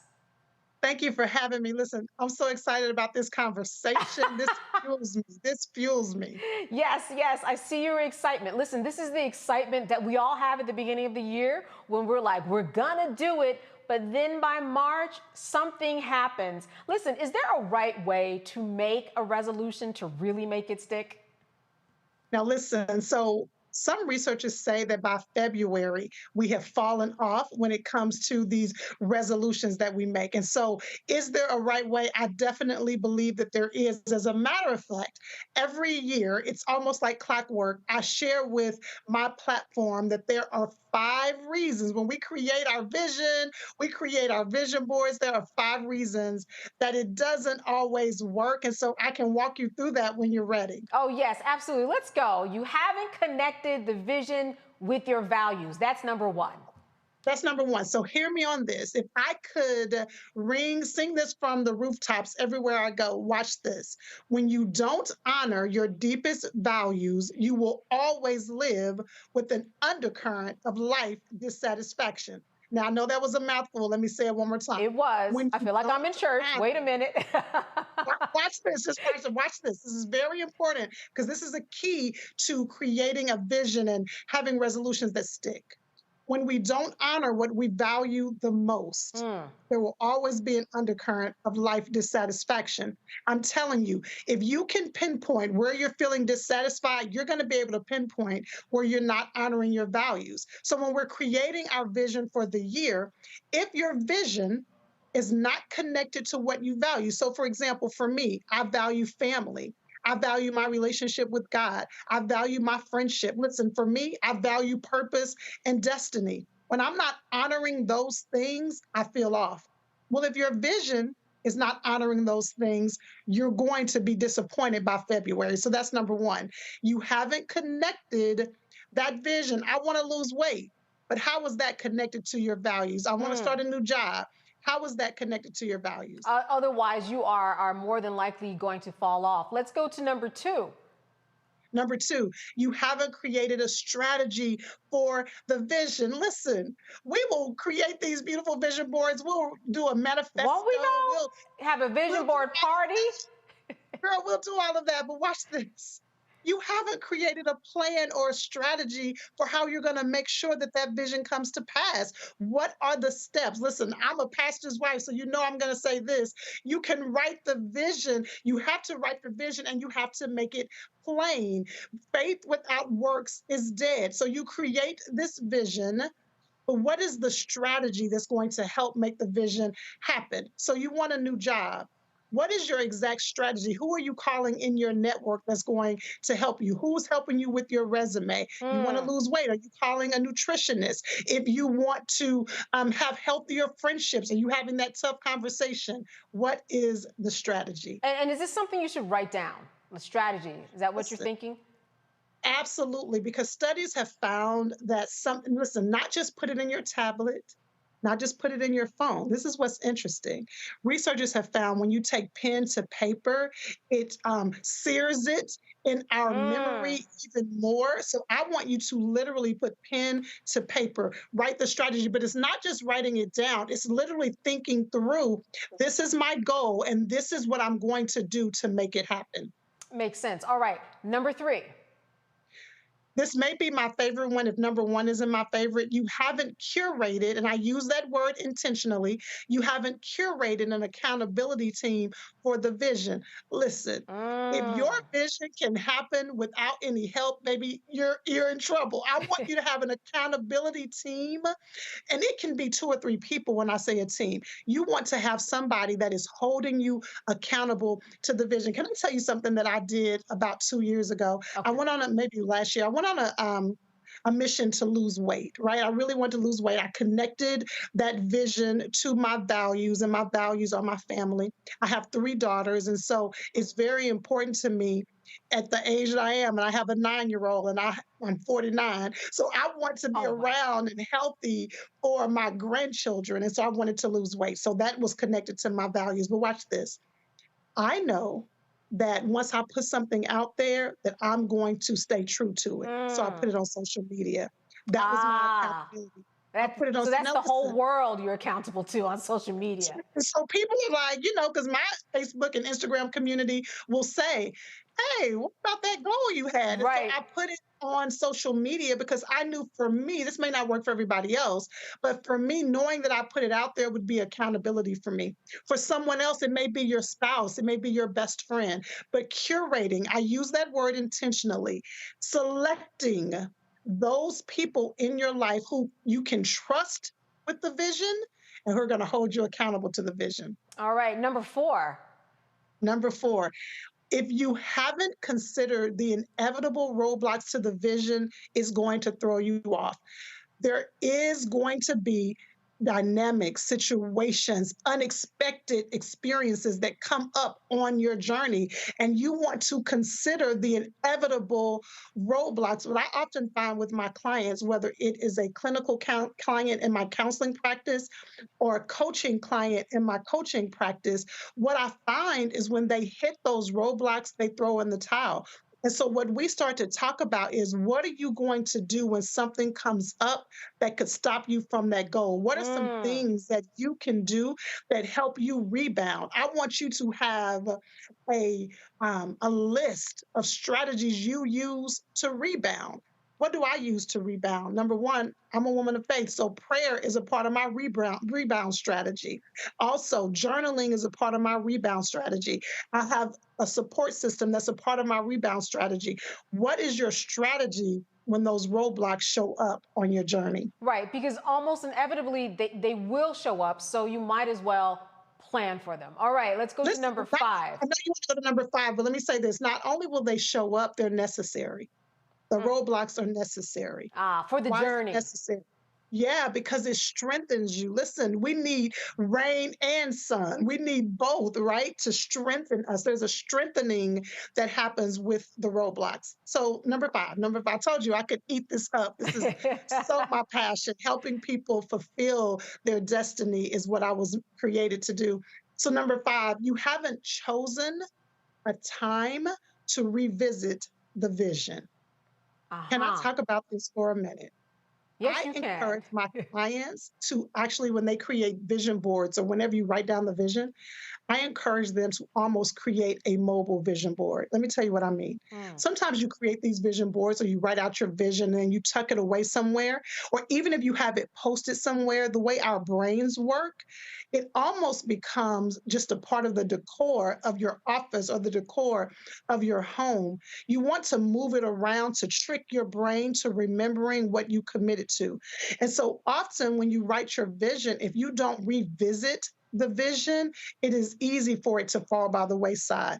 I truly believe in the 12-week process.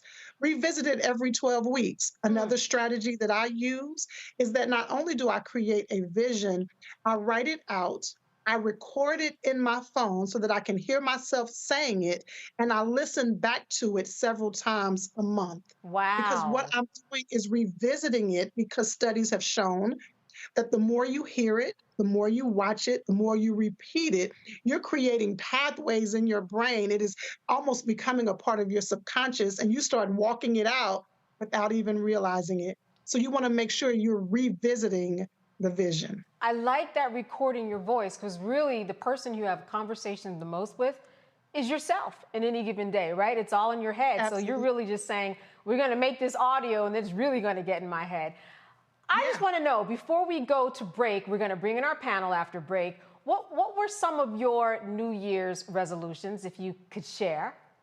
I wish I could pick up this camera and span around my office because I have them all here, but I want to tell you what my number one overarching resolution is. People resist the word resolution. I don't know why, because a resolution is just a firm decision.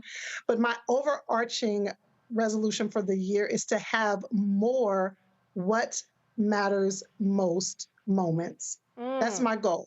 I want to have more what matters most moments. What are the things that matter most to me? For example, just sitting on the couch laughing with my 3 daughters and them knowing that I have time for them, that's what matters most. So with all the big dreams I have, all the high level goals that I have this year, if I'm not honoring what matters most, none of it's going to matter. So that's my overarching vision. All right. Well, listen, when we come back, we are going to be talking with the panel, speaking more with Robin May and those New Year's resolutions and how to keep them going, especially when February hits. We'll be back after a break.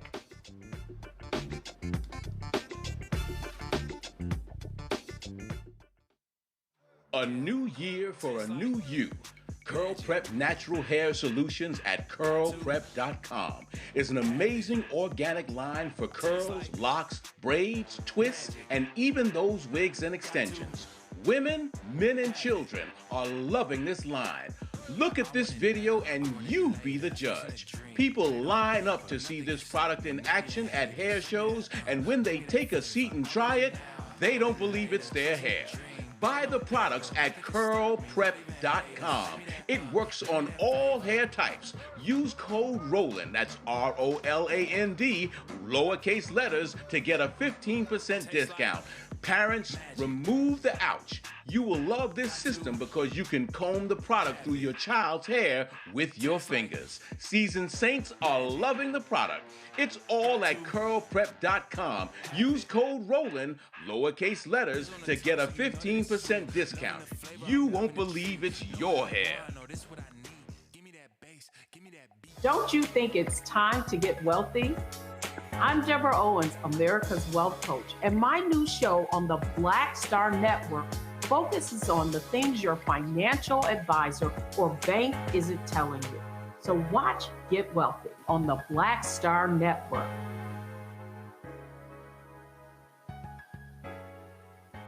Hey, what's up, y'all? I'm Devon Franklin. It is always a pleasure to be in the house. You are watching Roland Martin Unfiltered. Stay right here.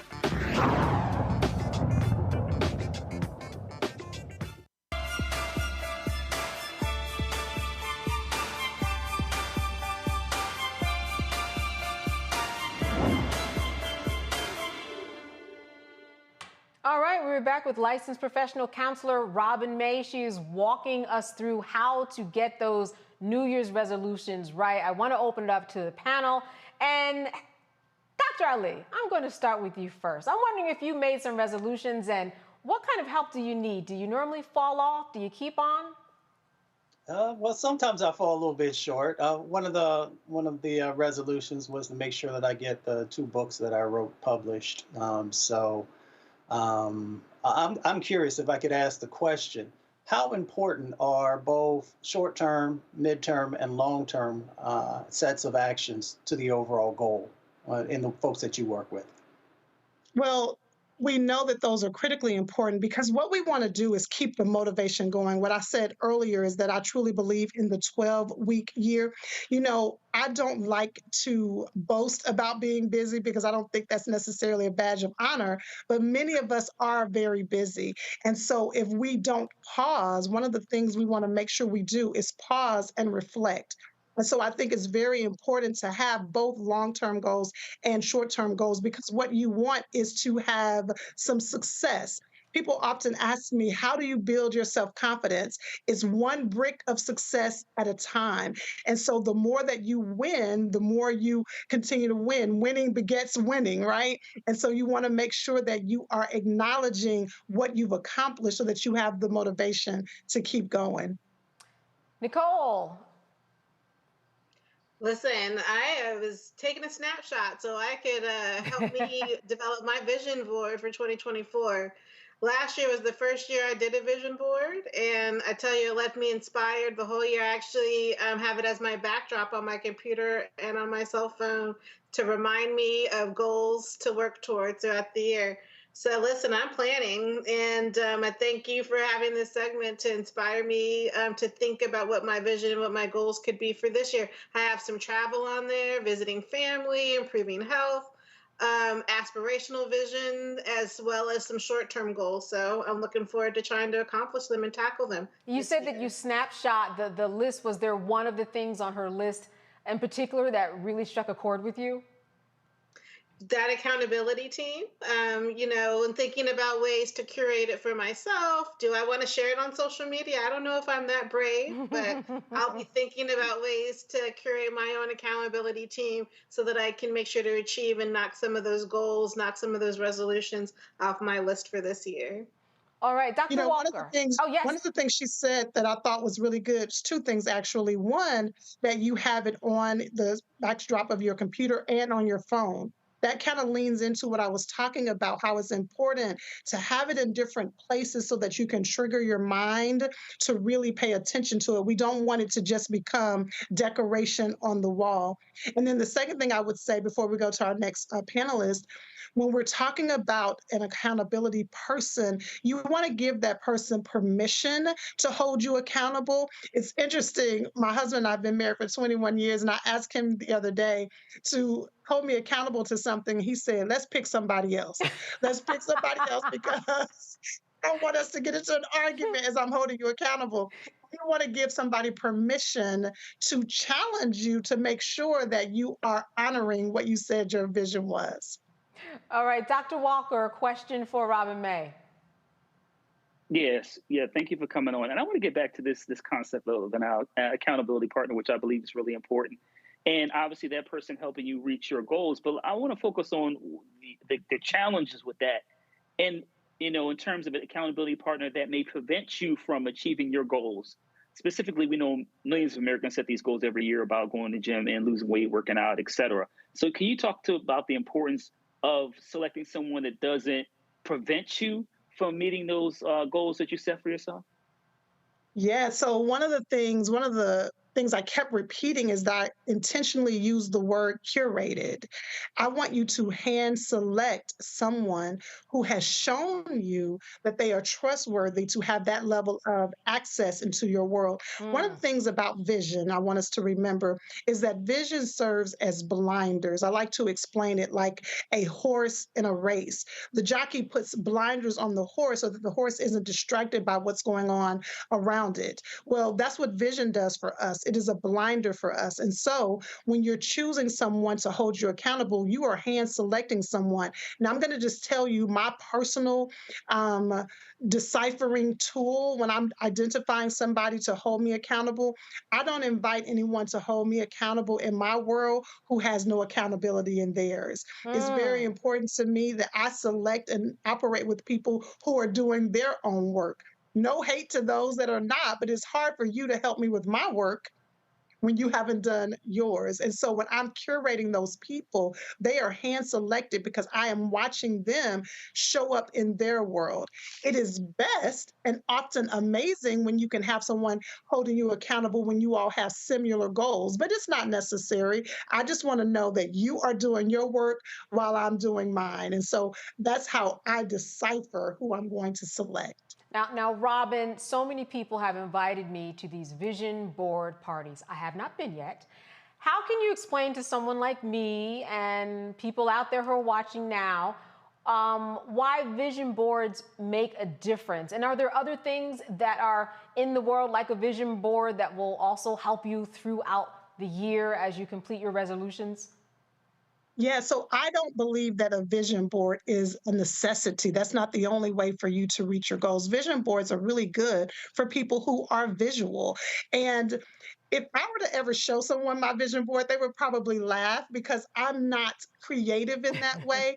What actually works for me is, like I said, if I could show you, it works very well for me to have very linear vision written out step by step. That works better for the way my brain works. And so whether it is a vision board, whether it is you're an audio, a listener that learns better through hearing, or if you need to read it, if you need to, again, have group discussions, the vision board is just one way. It's not the only way.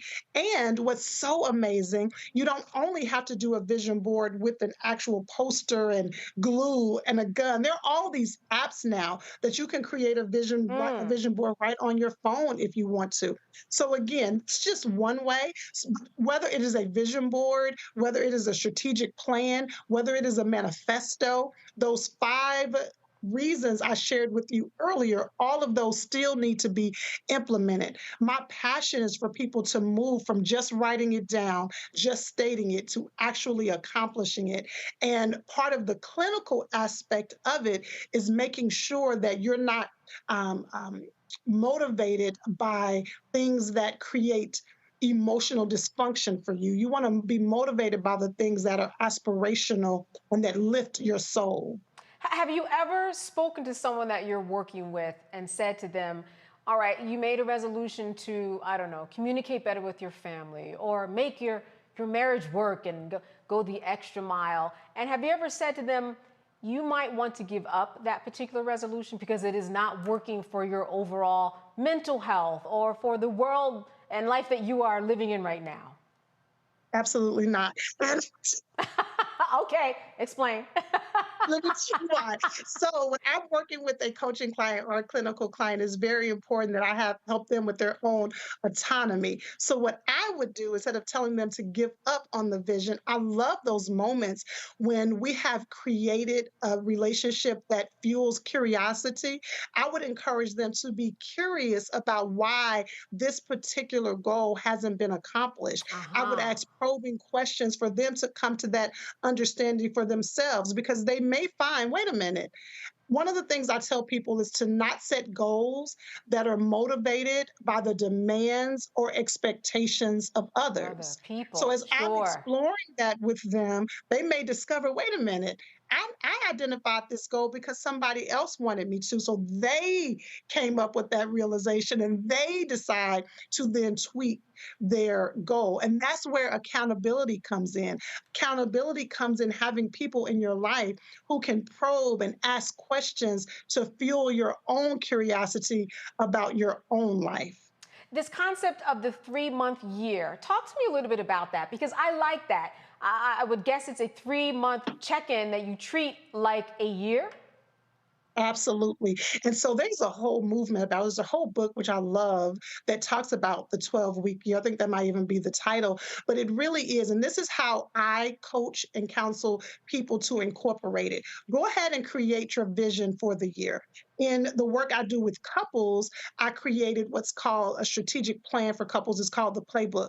And what we do is we sit down and we write out, what is your vision for the entire year? Then we stop and say, okay, that's a big vision. What part of that can be done in the first 3 months of the year? That's what we're going to lean into. But not only that, remember, number 5 of the 5 reasons visions don't come to pass or vision boards don't work is that you're not revisiting it. So you had this full year vision, you recommit to revisiting it after 3 months to reflect on what is working, what isn't working, so that you can tweak where necessary. When you think about, if I use my life, for example, we have 3 children, 16, 14, and 9. We pastor a church. I have 2 businesses. My husband has his own business. And so if you can imagine, we have to incorporate flexibility in our life, because if we don't, we will live frustrated. So being able to break your year down into 3 months allows for that flexibility. All right, so this is my final question of the evening. Off that list that you gave us, what is the one that people fail the most, if you will? I don't like to use the F word, but what is the one that people don't get right off that list that you gave us? Oh my gosh, that's such a tough question. Okay, so if I had to choose, I would probably say that number 1, they don't connect their vision with their values. And the reason I would say that is because of the principle that I shared at the very beginning. Many people haven't slowed their life down long enough to get crystal clear about their values. And again, when you don't know your values, there will always be dissatisfaction. And so what happens is we're moving so fast, we're doing so much, we're juggling so many things, and many of us are living out what others value, what others have named as priority, what others have said is what we should and should not do, which is a cognitive distortion, by the way.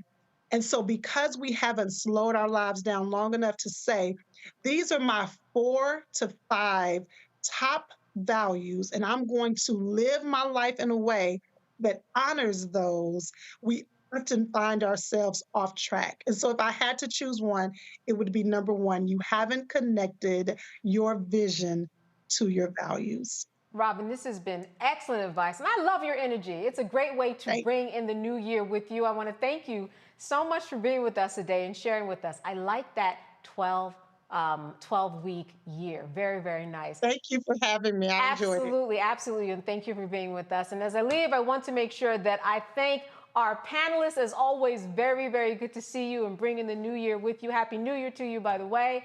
And I will be back tomorrow for my last day of the week as Roland Martin finds his way back from vacation. You have been watching Roland Martin Unfiltered.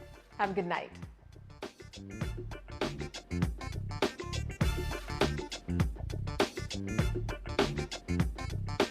Black Star Network is here. I'm real revolutionary right now. Support this man, Black Media. He makes sure that our stories are told.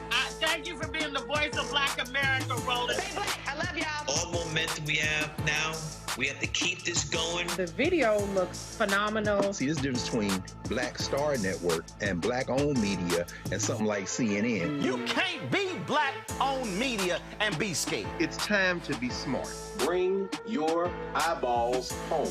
You dig?